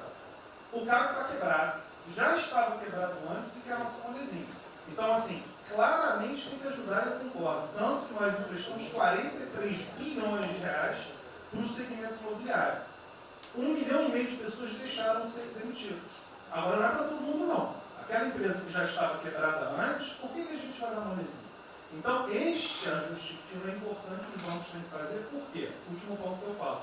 Já estou sendo processado também, vou mais de 2 juntos para a cadeia, por causa do auxílio emergencial. Sabe o que tem? Tem gente do TCU dizendo que a gente está ganhando muito, E tem gente dizendo que a gente está dando pouco. Ferrou. Ou seja, tem gente querendo me prender porque está dizendo que a gente está dando muito. E tem gente querendo me prender, que são aqueles caras lá que estavam antes, dando pouco. Vou acabar sendo preso, mas o que a gente não vai fazer? Deixar 30, 40, 50 milhões de pessoas passarem fome. Então, é só o meu recado dizendo o seguinte: a Caixa é banco de todos os brasileiros. Poxa, a gente está com 30 mil pessoas. Eu passo ligando, 45 pessoas na Caixa tiveram coronavírus. 2 faleceram, um, na verdade, com 70 anos já estava aposentado, e outro. A pessoa, eu chorei mais do que a pessoa, a mãe. Uma pessoa em 30 mil que estão o dia inteiro. E eu já falei para minha esposa, se tiver qualquer coisa, eu vou tomar 1 litro de hidrocloroquina, aquelas coisas todas. Então, assim, eu acho que a gente está, só o último ponto, numa questão de histeria coletiva. Quer dizer, eu posso ter 30 mil funcionários da Caixa pagando 7 milhões hoje, 2 milhões na segunda, ontem a gente abriu 800 agências, vamos abrir no sábado, no domingo, 2 horas antes. Então, o que a imprensa quer? Que você pague e dane-se os funcionários da Caixa. Mas se morrer 2, Jornal Nacional, presidente Bolsonaro e presidente Pedro, irresponsáveis porque abriram. A gente só vai levar porrada. Agora, realmente, o meu ponto é inaceitável, foi a primeira vez que aconteceu. Eu conheço a Milene, Romine, atleta olímpica. Quer dizer, um atleta olímpico, a esposa atleta olímpica, a filha de 14 anos no camburão. Eu não sei se eles botaram lá atrás ou no meio. E aí você solta o estuprador, então eu acho que realmente tem uma questão.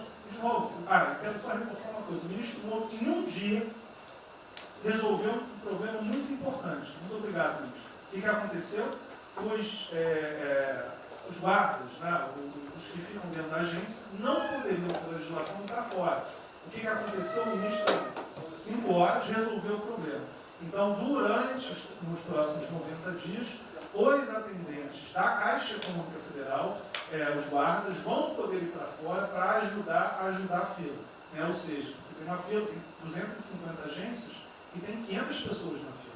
E aí, com a ajuda do ministro Moro da Polícia Federal, eles emitiram uma portaria. Então, só para finalizar, quero agradecer, ministro. Só um registro aí, até foi fácil de resolver, foi a Polícia Federal que resolveu. Ministro Ernesto, por favor. Volta a pedir que sejam breves. Obrigado. Rapidamente, sobre o plano. A dimensão internacional do plano, evidentemente, é fundamental, já está aqui contemplado. Eu queria mencionar o seguinte: eu acho que é fundamental que essa dimensão internacional não seja simplesmente uma adaptação nossa ao cenário internacional, mas que ela leve em conta a capacidade que o Brasil hoje tem de influir no desenho de um novo cenário internacional. Eu estou cada vez mais convencido que o Brasil tem hoje as condições e a oportunidade de se sentar na mesa de 4, 5, 6 países que vão definir a nova ordem mundial. Outro dia, na conversa do presidente com o primeiro-ministro, o indiano disse que vai ser tão diferente o pós-coronavírus, o pré, quanto o pós-segunda guerra, o pré. Eu acho que é verdade. E assim como houve um Conselho de Segurança que definiu a ordem mundial, 5 países depois da Segunda Guerra, vai haver uma espécie de novo Conselho de Segurança, e nós temos dessa vez a oportunidade de entrar nele e acreditar na possibilidade do Brasil influenciar, ajudar a formatar um novo cenário. E esse cenário, acho que tem que levar em conta o seguinte: estamos aí revendo os últimos 30 anos de globalização. Vai haver uma nova globalização. O que aconteceu nesses 30 anos? Foi uma globalização cega para o tema dos valores, para o tema da democracia e da liberdade. Foi uma globalização que a gente está vendo agora, criou um modelo onde no centro da economia internacional está um país que não é democrático, que não respeita os direitos humanos, etc. Essa nova globalização acho que não pode ser cega. Tem que ser uma globalização, tem que ser uma estrutura que leve em conta, claro, a dimensão econômica, mas também essa dimensão da liberdade e do valor. E da mesma maneira, acho que o plano está apontando para isso, na nossa dimensão nacional, também não pode ser um plano cego para essas dimensões daquilo que nos traz, que traz o projeto do presidente, que é não simplesmente a eficiência, a pujança, o crescimento econômico, mas a liberdade, o combate à corrupção, a reinvenção do Brasil livre dessas mazelas que não é extensão. Obrigado. Obrigado, ministro. Roberto Campos.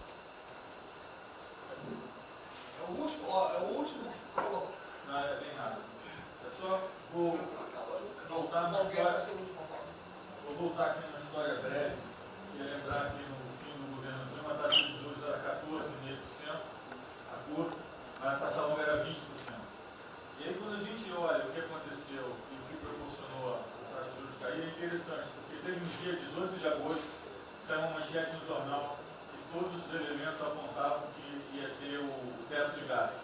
Naquele dia, a curva de juros começou a cair e foi quando depois o presidente do Banco Central anterior começou a cair os juros. Ele caiu os juros até o nível de 6,5, estabilizou, teve a incerteza das eleições, com a incerteza do PT poder voltar, a taxa piorou. Depois, curiosamente, quando o mercado entendeu que ia ter a Previdência, foi quando abriu espaço para botar os juros novamente. Então, a razão dos juros ter ido de 14,5, 15 ou 20 para o que está hoje foi o fato da sociedade e do mercado ter entendido que o governo ia ter disciplina em relação às contas públicas. Isso a gente não pode esquecer. Tá? Me permite, Roberto, então você está dizendo aí que não só a Selic tem como uma taxa longa, nós devemos basicamente a PEC do teto, é isso? Isso. Estou dizendo exatamente isso. E depois também a Previdência. Então, dito isso, eu acho que é importante a gente passar essa mensagem. Um outro tema só, aí em relação ao plano, 3 pontos só que eu acho importantes. A gente tem feito reuniões entre os banqueiros centrais de vários países do mundo, quase todas as semanas. Eu acho que tem 3 pontos que são importantes. Primeiro, existe um consenso hoje que o mundo privado está com muito medo de tomar risco. Então, que não vai ter como ter uma saída rápida sem que o governo não entre de alguma forma no mundo risco. Porque o mundo privado está com medo de tomar risco pelo fator medo, que é o fator que o doutor me ensinou, que eu acho que é muito importante. Se amanhã você permitir todo mundo no estádio de futebol ver um jogo, será que todo mundo vai sair de casa? Vai. Qual é o fator medo? E o fator medo é interessante, porque quanto mais informação você tem, mais medo você tem, porque a mídia joga medo. Então você tem hoje uma classe mais alta que tem mais medo que a classe mais baixa, exatamente porque eles têm mais acesso à informação e a informação enviesada. Então, o primeiro ponto é esse como tomar risco. O segundo ponto rápido é um tema que eu acho que está muito crescendo também, crescendo bastante, que é a análise, que a gente chama de análise intertemporal. Quando você faz uma ajuda, quando o governo faz um gasto, geralmente acontece 2 coisas. Ou você bota fundo perdido, ou seja, esse gasto não vale nada, e aí vai ter um reflexo na economia, na taxa de juros, ou as pessoas exageram e falam, esse gasto vai ser um multiplicador. Provavelmente não é uma coisa nem outra. O que eu acho que falta de analisar os gastos do governo é o quanto desse gasto que eu recupero lá na frente, via preservar empregos, via manter uma empresa viva, que ia morrer. Então eu acho que falta análise completa do gasto. O gasto nunca é fundo perdido. Também ele nunca é muito multiplicador, ele é um meio do caminho entre uma coisa e outra. E o que eu acho que falta é a análise de eu vou gastar tanto e esse gasto vai ter essa efetividade. Por exemplo, existe uma percepção do mercado que dinheiro para o governador e prefeito é dinheiro jogado fora. Pode ser que seja mentira, mas existe essa percepção hoje. E tem vários vídeos rodando por aí, os senhores devem ter visto, de que o dinheiro vai para a prefeitura e não vai parar, porque vai em bem intangível, que é difícil de controlar. Vai em programa que a pessoa nunca tem como monitorar. Então, acho que é importante esse tema de fazer essa análise intertemporal e ver realmente qual é a eficiência do gasto. E, por último, último ponto, conversando com investidores, a gente tem feito isso, inclusive nós fizemos uma conversa, 2 bancos centrais com investidores, inclusive de infraestrutura, e o problema principal que aparece em toda a conversa no Brasil, do investidor privado, é que, no passado, toda vez que o investidor privado entrou, teve muita sacanagem. O tema da governança é super importante.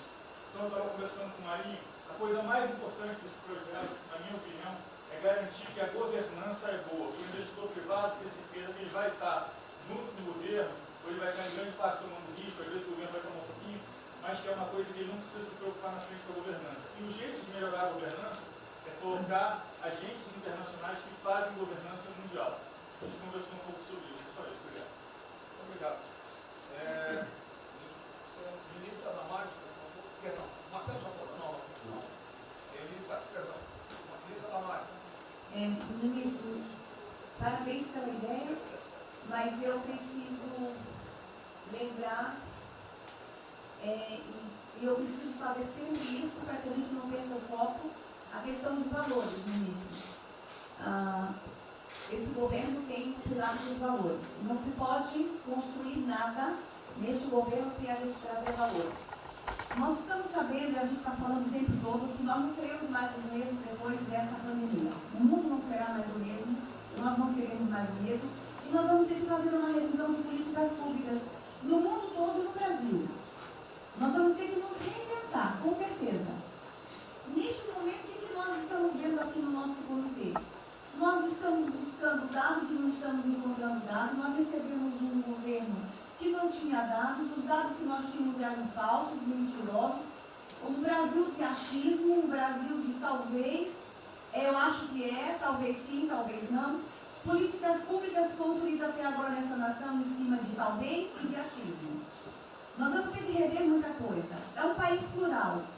Quando a gente foi buscar os povos tradicionais agora para a gente construir enfrentamento ao coronavírus, nós descobrimos, ministros, que nós temos 1.300.000 ucranianos no Brasil. Ninguém nunca falou de ucranianos para nós no Brasil. Com a sua cultura totalmente preservada no Brasil. Nós estamos com 1.500.000 ciganos e eu falava de 1.300.000 e são 1.500.000 ciganos. Nós estamos... Então, presidente, nós vamos ter que rever muita coisa na aplicação das nossas políticas públicas no Brasil. Os nossos seringueiros são em números maiores do que a gente imagina no Brasil. Então, tudo que nós formos construir, nós vamos ter que ver, ministro, a questão dos valores também. A questão, os nossos quilombos estão crescendo e os meninos estão nascendo nos quilombos e seus valores estão lá. Então, tudo vai ter que ver a questão dos valores. E quando eu falo valores, ministro, eu quero dizer para o senhor, nós estamos com quase 80.000 idosos em abrigos no Brasil. Eu me surpreendi com números. Nós estamos com quase 60.000 crianças em abrigos no Brasil. Os números estão me surpreendendo. E eu estou com um número absurdo de mulheres também em busca de abrigos por causa de violência. Então, tudo isso tem que vir para este pacote. Nós vamos ter que fazer algumas revisões de políticas públicas no Brasil. Então, por favor, ministro, coloque aí a questão de valores. E quando eu falo valores, aí eu quero olhar para o nosso novo ministro aqui da Saúde e dizer, ministro, valores estão lá no seu ministério também. Neste momento de pandemia, a gente está vendo aí a palhaçada do STF trazer o aborto de novo para a pauta. E lá está a questão de as mulheres que são vítimas do Zika vírus vão abortar. E agora vem o coronavírus. Será que vão querer liberar que todos que tiveram coronavírus poderão abortar no Brasil? Vão liberar geral? O seu ministério, ministro, está lotado de feminista que tem uma pauta única, que é a liberação de aborto. Quero te lembrar, ministro, que está chegando agora, este governo é um governo pró-vida, é um governo pró-família. Então, por favor. E aí, quando a gente fala de valores, ministro, quero dizer que nós estávamos sim no caminho certo. A gente não precisa reinventar muita coisa, não. E eu quero citar aqui um exemplo da política indigenista como este governo estava construindo. Todo mundo começou a dizer, a esquerda começou a falar, que o coronavírus iria dizimar os povos indígenas no Brasil. O primeiro óbito, dia 12 de abril, sabe o que é isso?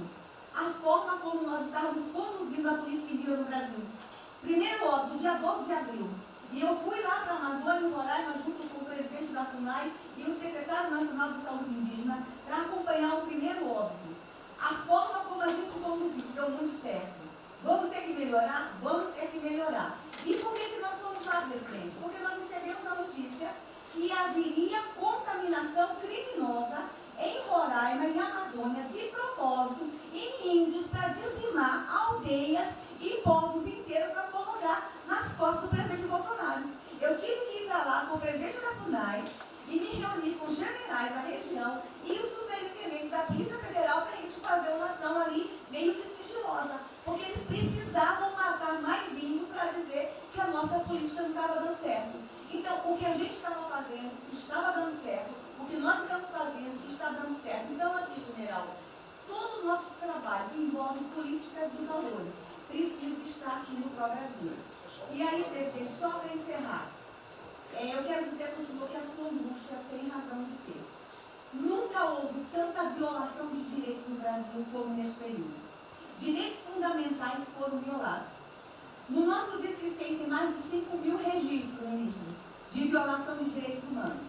Mas o senhor tem uma ministra de direitos humanos e uma equipe muito corajosa. São mais de 5.000 procedimentos e ações que estão sendo construídos. Governadores e prefeitos responderão ao processo.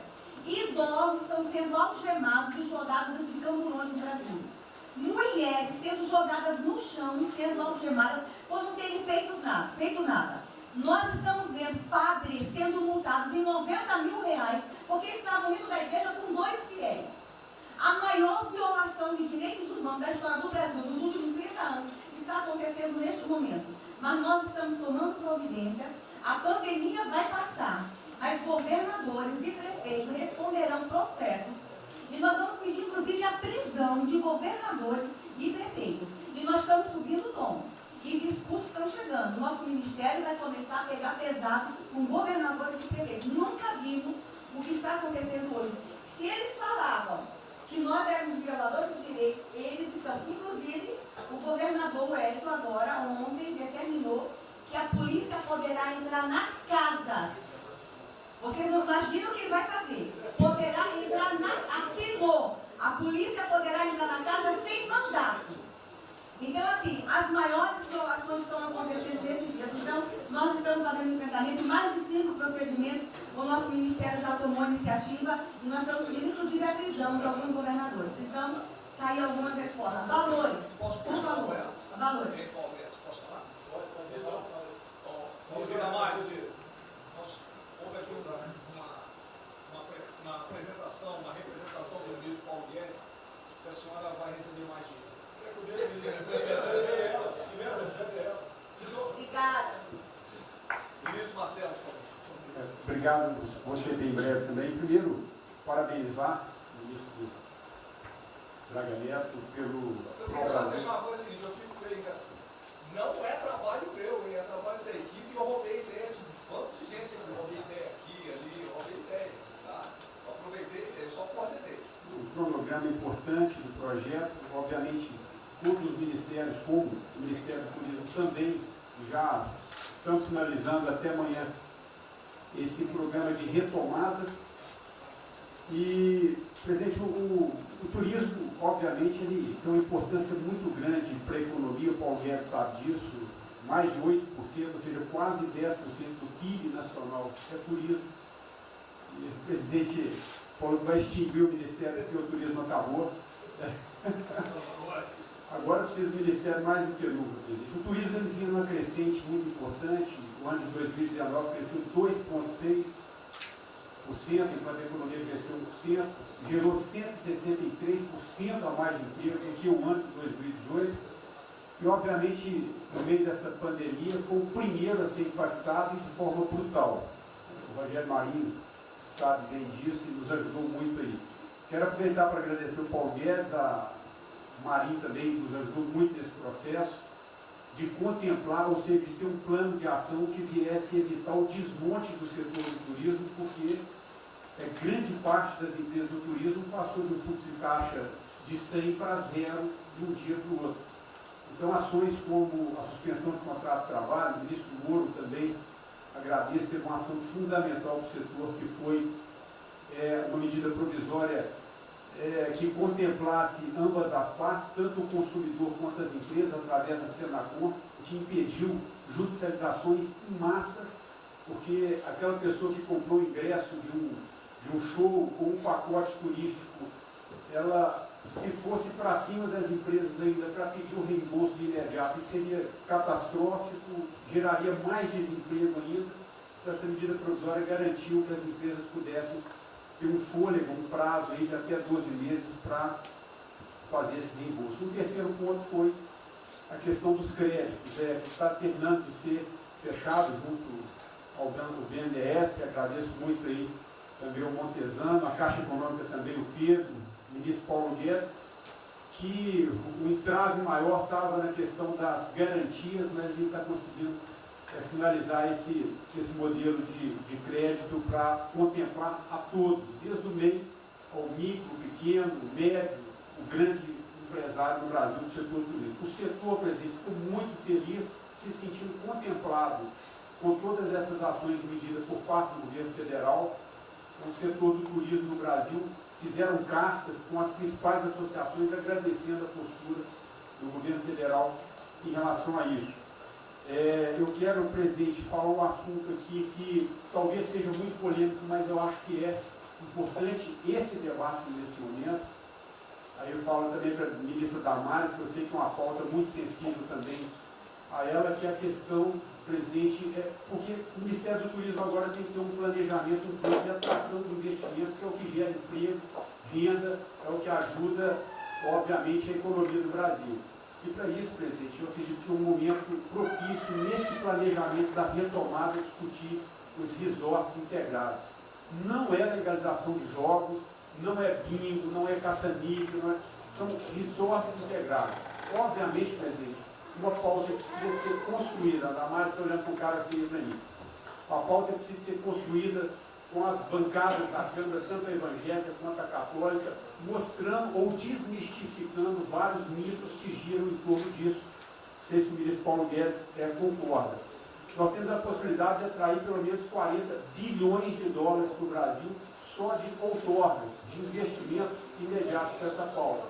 Mas o que precisa ser feito, presidente, é realmente desmistificar a questão de evasão de divisas, de lavagem de dinheiro, de tráfico de drogas, e para isso eu sugeriria que nesse debate pudéssemos contar com o Ministério da Justiça, através da Polícia Federal, o Ministério Público na mesa, a Receita Federal, os órgãos de controle, mas obviamente, presidente, uma pauta que só levaremos para frente se a gente conseguir pacificar ou nos fazer entender pela bancada evangélica, pela bancada católica, para que não haja uma distorção na comunicação disso. Tem que ser um projeto muito bem feito, que eu acredito que pode ser, nesse processo da retomada, uma grande oportunidade para o Brasil atrair grandes complexos, dos quais apenas 3% são utilizados para os cassinos.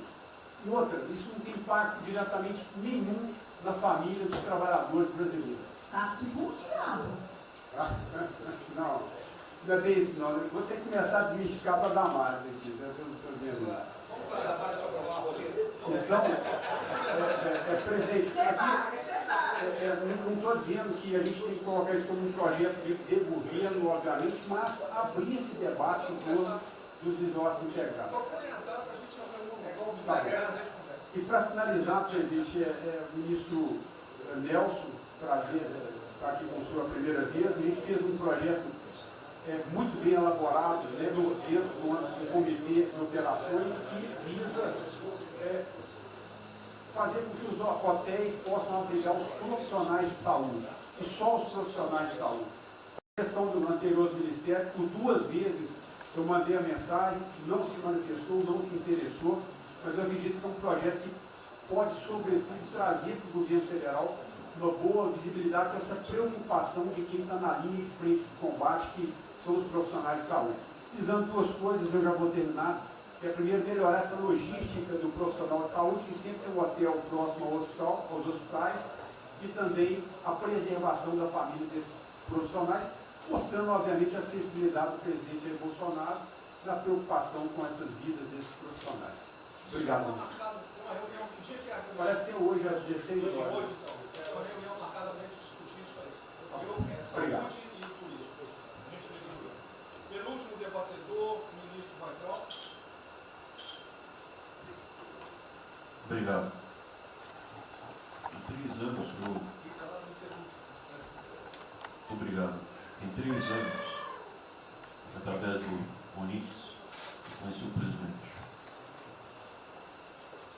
Nesses 3 anos eu não pedi uma única conselho, não tentei promover minha carreira, me ferrei na física, ameaça de morte, na universidade, e o que me fez, naquele momento, embarcar junto, era a luta pela liberdade. Eu não quero ser escravo nesse país. E acabar com essa porcaria que é Brasília. Isso aqui é um campo de corrupção, de privilégio. Eu tinha uma visão extremamente negativa de Brasília. Brasília é muito pior do que eu podia imaginar. As pessoas aqui perdem a percepção, a empatia, a relação com o povo. Se sentem inexpugnáveis. Eu tive o privilégio de ver a mais da metade desse time chegar. Eu fui secretário executivo do ministro Onix. Eu acho que a gente está perdendo um pouco desse espírito. A gente está perdendo a luta pela liberdade. É isso que o povo está gritando. Não está gritando para ter mais Estado, para ter mais projetos, para ter mais... O povo está gritando por liberdade. Ponto. Eu acho que é isso que a gente está perdendo. Está perdendo mesmo. O povo está querendo ver o que me trouxe até aqui. Eu, por mim, botaram esses vagabundos todos na cadeia, começando no STF. E é isso que me choca. Era só isso, presidente. Eu realmente acho que toda essa discussão de vamos fazer isso, vamos fazer aquilo, eu vi muitos ministros que chegaram, foram embora. Eu percebo que tem muita gente com agenda própria. Eu percebo que tem, assim, tem um jogo que é jogado aqui, mas eu não vim para jogar o jogo. Eu vim aqui para lutar. E eu luto e me ferro. Eu estou com um monte de processo aqui no Comitê de Ética da Presidência. Eu sou o único que levou processo. É um absurdo o que está acontecendo aqui no Brasil. A gente está conversando com quem a gente tinha que lutar. A gente não está sendo duro bastante contra os privilégios, contra o tamanho do Estado. E eu realmente estou aqui de peito aberto, como vocês sabem disso. Levo tiro, odeio o Partido Comunista. Ele está querendo transformar a gente numa colônia. Esse país não é. Odeio o termo povos indígenas, odeio esse termo, odeio. Povos ciganos, só tem um povo nesse país. Quer, não quer ser é povo brasileiro, só tem um povo. Pode ser preto, pode ser branco, pode ser japonês, pode ser descendente de índio, mas tem que ser brasileiro, pô. Acabar com esse negócio de povos e privilégios, só pode ter um povo. Não pode ter ministro que acha que é melhor do que o povo, do que o cidadão. É um absurdo, a gente chegou até aqui. O senhor levou uma facada na barriga. Fez mais do que eu, levou uma facada. Mas eu também estou levando quantidade e estou correndo risco. E fico escutando esse monte de gente defendendo privilégio, teta. Entendeu? É isso. Negócio, empréstimos. A gente veio aqui para acabar com tudo isso, não para manter essa estrutura. E esse é o meu sentimento extremamente chateado que eu estou vendo.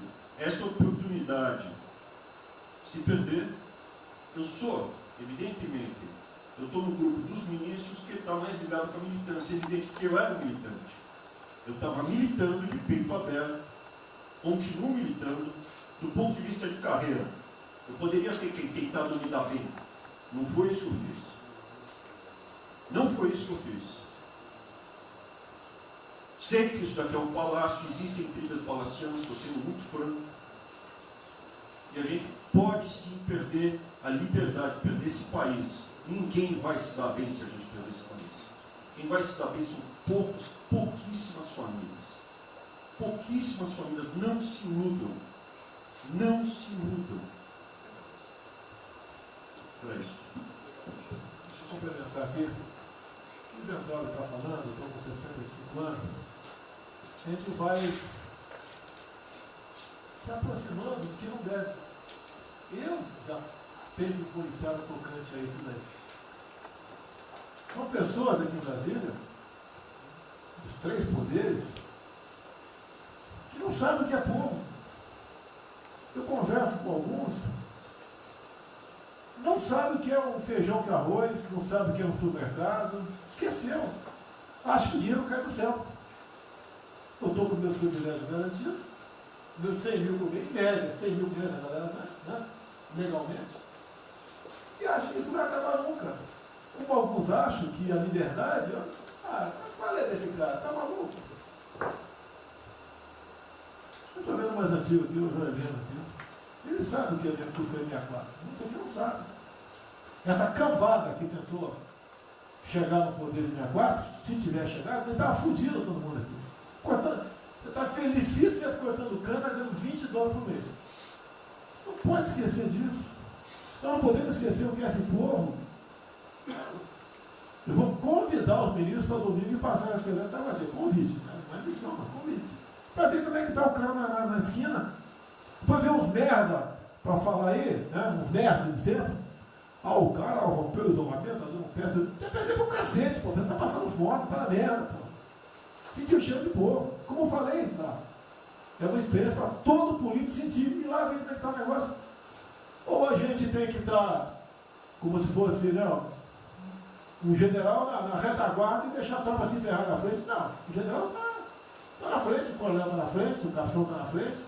Nós, heróis da Segunda Guerra Mundial, estiveram na frente do campo de batalha. Simples aqui tenho certeza que as Forças Armadas vão cumprir com o seu papel, mas nós temos que dar exemplo e mostrar que o Brasil não é. Eu sou mais educado que o Ventura, até me poli muito, o linguajar que ele usou, mas não é isso. Que o pessoal pinta por aí, se reunindo de madrugada, para lá, para cá, cima de informações. O meu funciona. O meu particular funciona. Os que tem oficialmente desinformam. E voltando ao tema, eu prefiro não ter informação do que ser desinformado por cima de informações que eu tenho. Então, pessoal, muitos vão poder sair do Brasil. Mas não quero sair, ver a minha irmã de Eldorado, outra de Cajati, o coitado do meu irmão, capitão do exército de Miracatu, se fuder, pô. Como é perseguido o tempo todo. É a bosta da Folha de São Paulo. Diz que meu irmão foi expulso de um açougue em Registro, que estava comprando carne sem máscara. Comprovou no papel, estava em São Paulo esse dia.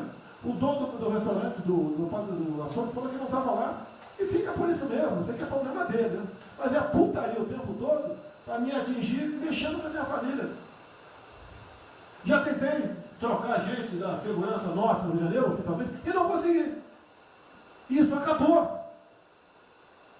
Eu não vou esperar fuder minha família toda, de sacanagem, ou amigo meu, porque eu não posso trocar alguém da segurança na ponta da linha que pertence à estrutura. Vai trocar. Se não puder trocar, troca o chefe dele. Pode trocar o chefe dele, troca o ministro. E ponto final. Não estamos aqui para brincadeira. Eu tenho um garoto aqui, com todo respeito, do BNDES. Eu conhecia, ele usava calção lá. Pode ver os Estados Unidos para cá, podia estar muito bem lá. Veio para cá, tentava mudar o Brasil com o vídeo do Paulo Guedes. E amigo dos pais dele, do brasileiro, né, Paulo Guedes? Eu não lembro dos teus pais, lembro de você, tá certo? Mas alguém que está investindo aqui. E todos nós temos que pensar nisso. O que esses filhos de Maia querem, é a nossa liberdade. Olha, como é fácil pôr uma ditadura no Brasil, como é fácil. O povo não é nem ligado. Por isso que eu quero, de ministro da Justiça, de ministro da Defesa, que o povo se arme. Que é a garantia que não vai ter um filho da puta aparecer para impor uma ditadura aqui. Que é fácil impor uma ditadura. Facílimo. Um bosta no prefeito, faz um bosta no decreto, algema e deixa todo mundo dentro de casa. Se eu tivesse armado, ia para a rua. E se eu fosse ditador, né, eu queria desarmar a população, como todos fizeram no passado, quando queriam, antes de impor a sua respectiva ditadura. Aí, que a demonstração nossa, eu peço ao Fernando e ao Moro, que por favor assine essa portaria hoje, que eu quero dar um puta do recado para esses bosta. Por que eu estou armando o povo? Porque eu não quero uma ditadura. E não dá para segurar mais. Né? Não dá para segurar mais. Quem não aceitar as minhas bandeiras da Max, família, Deus, Brasil, armamento, liberdade de expressão, livre mercado, quem não aceitar isso está no governo errado. Espere para 22, né, o senhor Álvaro Dias, espere o Alckmin, espere o Haddad, ou talvez o Lula, né? E vai ser feliz com eles, pô. No meu governo está errado. É escancarar a questão do armamento aqui. Eu quero todo mundo armado. Que o povo armado jamais será escravizado. E que cada um faça, exerça o seu papel, se exponha. Aqui eu já falei. Pede o ministério quem for elogiado, pela Folha e pelo Globo. Pelo antagonista, tá? Então tem certos blogs que só tem notícia boa de ministro, não sei como.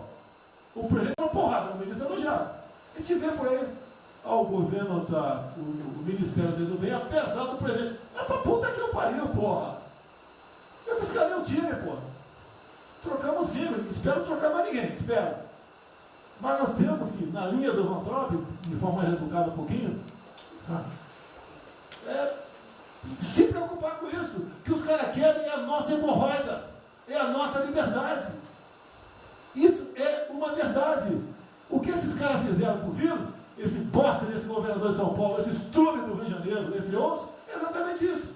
Aproveitaram o vírus, está um bosta do prefeito lá de Manaus agora, abrindo cobras coletivas. Um bosta, que quem não conhece a história dele, procure conhecer, que eu conheci dentro da Câmara aqui do meu lado. E nós sabemos a ideologia dele e o que ele prega. E que ele sempre foi. O que está aproveitando agora, um clima desse, para levar o terror no Brasil. Né? Então, pessoal, por favor, se preocupe, que é mais importante que a vida de cada um de vocês, que é a sua liberdade. Se não me preso, não vale porra nenhuma. Bom, presidente, esses valores, esses princípios, e o alerta do Ventral é válido também, como sua evocação, é que realmente nós estamos todos aqui por esses valores. Estamos aqui por esses valores. Nós não podemos esquecer disso. Nós podemos conversar com todo mundo aqui, porque é o establishment, porque nós precisamos dele para provar coisas, mas nós sabemos que nós somos diferentes. Nós temos noção que nós somos diferentes deles. E quando eles cruzam a linha, a gente solta a mão e sai andando sozinho. Enquanto eles estiverem no trilho conosco, no caminho, fazendo as reformas que nós prometemos, nós estamos juntos. Mas que o cara soltou a mão, passou para o lado de lá, ele deixa o cara sozinho, a gente continua sozinho e vai procurar outra conversa, em outro lugar. Então, eu acho que manter essa ideia que nos trouxe aqui, e eu tenho dito isso em todo lugar, e lá fora, eu converso, semana passada eu conversei com os ministros da Fazenda do G20, conversei com os ministros também de Economia dos BRICS, e a mensagem que eu levo é sempre a mesma: o Brasil vai surpreender o mundo. Vocês duvidaram da nossa democracia, duvidaram do nosso presidente é democrata e vai fazer as mudanças. E aprovamos a reforma da Previdência ano passado, enquanto os franceses fizeram passeadas com outra reforma da Previdência. Agora, não é uma coisa, por exemplo, nós vamos continuar aprofundando as reformas, nós vamos seguir.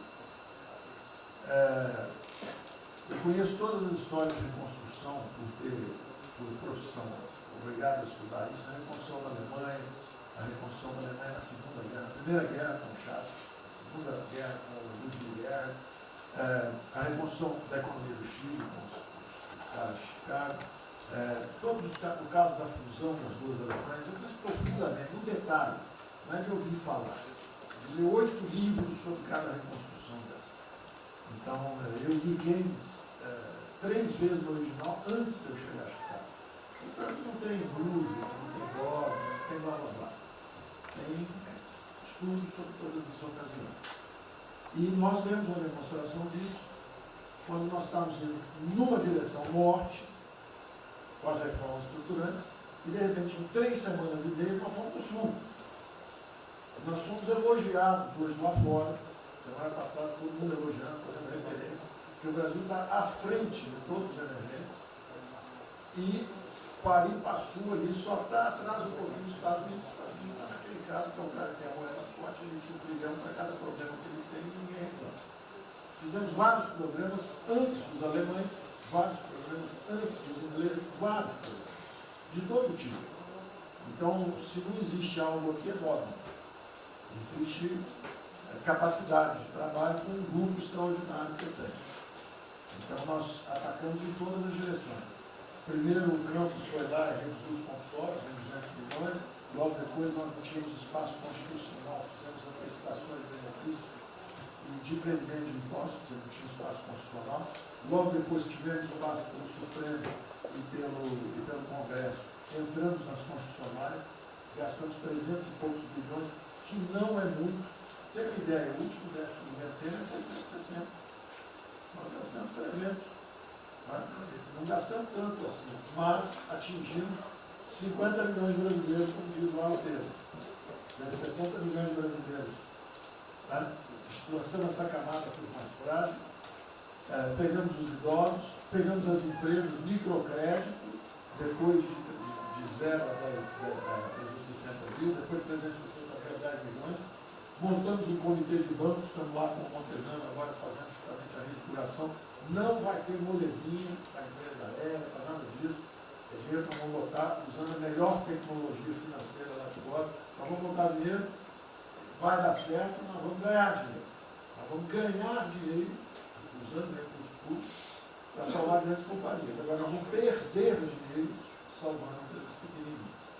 Então nós estamos fazendo tudo by the book direitinho. Na conversa com os ministros da Fazenda lá de fora, eu disse que nós estamos com um déficit extraordinariamente alto esse ano. da mesma forma que eles, está todo mundo na mesma direção, só que nós caímos no chão, dá uma confusão, tiro, porrada e bomba, mas nós não perdemos a busca. A gente cai, levanta e sabe para onde nós temos que ir.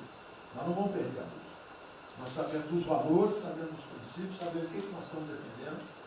Estamos defendendo liberdade, liberdade econômica, liberdade política. Nós sabemos o que nós estamos defendendo. E estamos agora, no meio dessa confusão, derrubando a última torre do inimigo. Uma coisa é que nós vamos fazer a reconstrução e a nossa transformação econômica. A outra coisa são as torres do inimigo que a gente tinha que derrubar. Uma era excesso de gasto com a Previdência, derrubamos assim decretando. A segunda torre era os juros estão descendo, vão descer mais ainda. O Campos tem o mapa já, estamos descendo. Então, eu tenho uma ideia, o ano passado, para esse ano, 120 bilhões a menos de juros. Um plano marcha por ano, sem de juros a menos. Então nós sabemos, e é nessa confusão toda que todo mundo está achando que estão distraídos, abraçaram a gente, enrolaram com a gente, nós já botamos a granada no bolso do inimigo. 2 anos sem aumento de salário. Era a terceira torre que nós tínhamos que derrubar.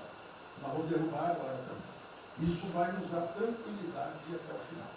Não tem jeito de fazer um impeachment se a gente tiver com as contas arrumadas, que um dia acabou, não tem jeito. E o presidente está no ponto futuro. Porque o presidente falou o seguinte, tudo bem, tem a primeira onda que é a da saúde, mas tem a segunda que é da economia. E uma vem agarrada com a outra. Nós estamos ainda tentando sair da primeira, a segunda já está querendo bater. Eu ainda acho que nós estamos preservando os sinais vitais da economia brasileira. Ela, para mim, ainda é um urso hibernando. Baixa sua energia para zero, consumo de energia para quase zero, só respira.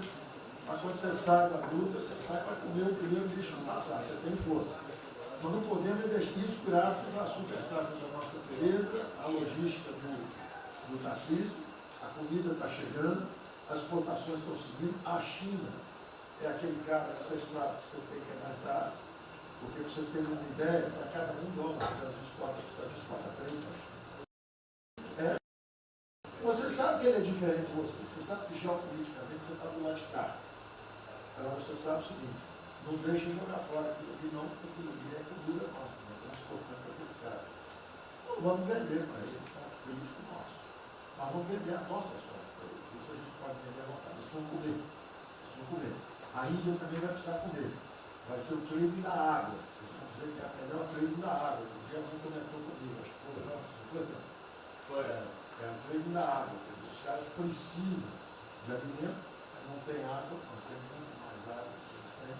Então eles vão ter que abrir mão da agricultura para fazer outras coisas e nós vamos poder exportar para eles também. Então nós temos um mapa de voo bom, nós temos uma equipe jovem, preparada, todo mundo trabalhando junto, e nós não vamos perder o rumo, nós não podemos perder o rumo. Então vai ter muita conversa, vamos para cá, vamos para lá, vamos fazer isso, vamos fazer aquilo, não vamos perder o rumo não. Pode dar vestimento, bota peruca loura, passa batom vermelho, faz uma opção de coisa que for necessária politicamente, mas não vão perder o rumo econômico, não, nós sabemos onde nós estamos. Então, eu estou só dando uma mensagem de tranquilidade para todo mundo aqui, que é o seguinte, nós não estamos fazendo nada exótico, dogmático, nada disso. Nós estamos indo numa direção, fizemos o que o mundo inteiro fez, em 3 semanas e meia, nós fizemos o que o mundo inteiro fez, só que nós não vamos perder o rumo, não. Nós sabemos para onde nós vamos voltar já. Tá certo? E se o mundo for diferente, nós vamos ter capacidade de adaptação. Por exemplo, eu já tenho conversado com o ministro da Defesa, já conversamos algumas vezes, quantos 200 mil, 300 mil, quantos jovens aprendizes nós podemos absorver nos quartéis brasileiros? 1 milhão? 1 milhão a R$200, que é o Bolsa Família, R$300, o cara de manhã faz calistenia, aprende civil, organização social, como é que é o SPB, organização social e política, né? Faz ginástica, canta o hino, bate continente de tarde, aprende a ser um cidadão, disciplina, usar o tempo construtivamente, voluntário para fazer estrada, para fazer isso e aquilo. Sabe quanto custa isso? R$200 por mês, 1 milhão de cada, 200 milhões, joga 10 meses, 2 bi, isso é nada. Então nós vamos pegar na reconstrução, nós vamos pegar 1 bilhão, 2 bilhões e contrata 1 milhão de jovens aqui. A Alemanha fez isso na reconstrução. Aí você também quer fazer estrada, precisa de 3, 4 milhões a mais, tem um orçamento de 8, toma aqui seus 4 milhões. Isso não faz falta. Não faz falta. Não é isso o problema. A mesma coisa o nosso problema do jogo, lá nos recursos integrados, não tem problema nenhum, são milionários, executivos do mundo inteiro. O cara vem, fazem convenções, olha, o turismo saiu de 5 milhões de Singapura para 30 milhões por ano. O Brasil recebe 6. Uma pequena cidade recebe 30 milhões de turistas. O sonho do presidente de transformar o Rio de Janeiro em Cancún, lá nos Reis de Cancún, aquilo aí pode virar um raio. Entendeu? A mesma coisa a Espanha. A Espanha recebe 30, 40 milhões de turistas. Isso aqui é uma cidade da Ásia. Macau recebe 26 milhões hoje na China. Só por causa desse negócio. É um centro de negócio. É só maior de idade. O cara entra, deixa a grana lá, que ele ganhou anteontem, ele deixa aquilo lá, bebe, sai feliz da vida. Aquilo ali não atrapalha ninguém. Aquilo não atrapalha ninguém. Deixa cada um se fuder. Damares, o presidente fala de liberdade. Deixa cada um se fuder do jeito que quiser. Principalmente se o cara é maior, vacinado e bilionário. Deixa o cara se fuder. Lá não entra nenhum brasileirinho. Não entra nenhum brasileirinho desprotegido. Se a CGU tiver como controlar a entrada e a saída do dinheiro. Isso, então vamos lá. Se não tiver como lavar dinheiro sujo. Então, só para terminar as observações também finais ali, o Campos falou duas coisas também interessantes. Então, o Campos falou duas coisas interessantes ali. Uma é o seguinte: o estrangeiro para vir para fazer investimentos, eu recebi o embaixador, já reportei isso para o presidente, eu recebi o embaixador dos Estados Unidos e ele veio conversar conosco. A mensagem maior dele era uma só. Assim, olha, nós queremos um bom ambiente de negócio. Nós vamos colocar centenas de bilhões de dólares aqui. O mundo inteiro quer investir no Brasil. Agora nós precisamos de um bom ambiente de negócio. Simplificação de impostos, segurança jurídica, coisa desse tipo. Né? Então, o secretário do Comércio americano, que é o Wilbur Ross, o cara me disse o seguinte: eu só tenho um conselho para vocês. Vamos aderir ao GPA, é o General Purchasing Agreement, que é o seguinte: é um acordo, nós com a entrada na OECD, nós assinamos esse acordo, e esse acordo diz o seguinte: não pode haver nenhuma compra governamental sem transparência. Acabou. Então não basta a gente fazer isso, quer dizer, não vai fazer concorrência para concessão, privatização. Então nós já estamos na pista certa, já estamos indo na direção certa. Só uma informação sobre isso aí. Eu fiz uma reunião com o pessoal da CDE essa semana, agora foi semana passada, falando do nosso interesse. Eles falaram que já nos consideram da CDE. Sim. Tá? Então, os ministérios, estou falando isso porque vários ministérios têm uma pauta a cumprir. Vamos continuar nisso porque vamos dizer, a impressão foi excepcional. Isso, só um dado aqui do OCDE, rapidamente do OCDE, não, o embaixador disse isso. O embaixador disse: nós não podemos perder a oportunidade do presidente está tão próximo ao Trump. Os nossos dois presidentes estão próximos. Nós não podemos perder essa oportunidade. O presidente da OCDE disse que realmente os Estados Unidos, que eram, vamos dizer assim, tinha uma certa objeção, agora já está favorável. Ministro, é só um dado: a OCDE, 90% dos países que hoje integram a OCDE já contam com os resorts integrados. Os outros 10% são muçulmanos. 88% tem um ensino domiciliar. Então a gente vai entrar para a MD hoje lá, tá? Vamos escolher. Vamos escolher. Pronto, obrigada.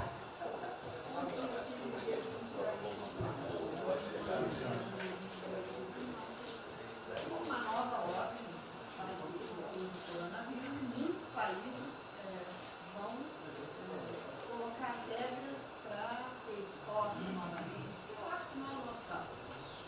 Nós temos que ter acesso ao mercado, mas nós precisamos incentivar o turismo. É o único produto que o Brasil não é autossuficiente.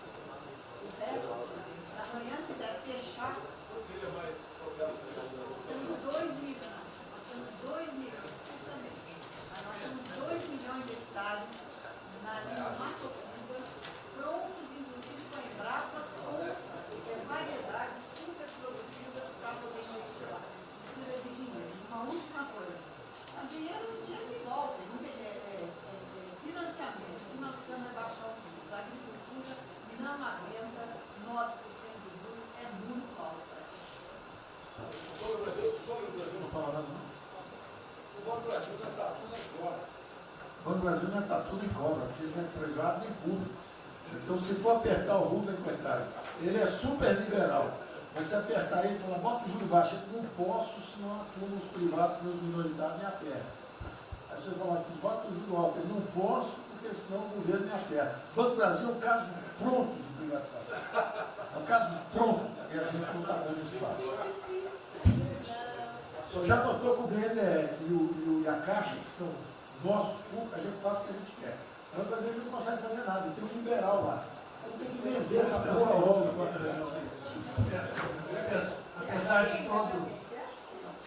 de todo o aumento de risco que passou a haver no sistema bancário, o Banco do Brasil está expandindo bastante seus empréstimos e a agricultura, a ministra Tereza Cristina testemunha aqui de que o apoio está sendo muito grande e nós estamos numa situação confortável, ministro, porque, primeiro porque em termos de liquidez, o público vê o Banco do Brasil como um porto seguro.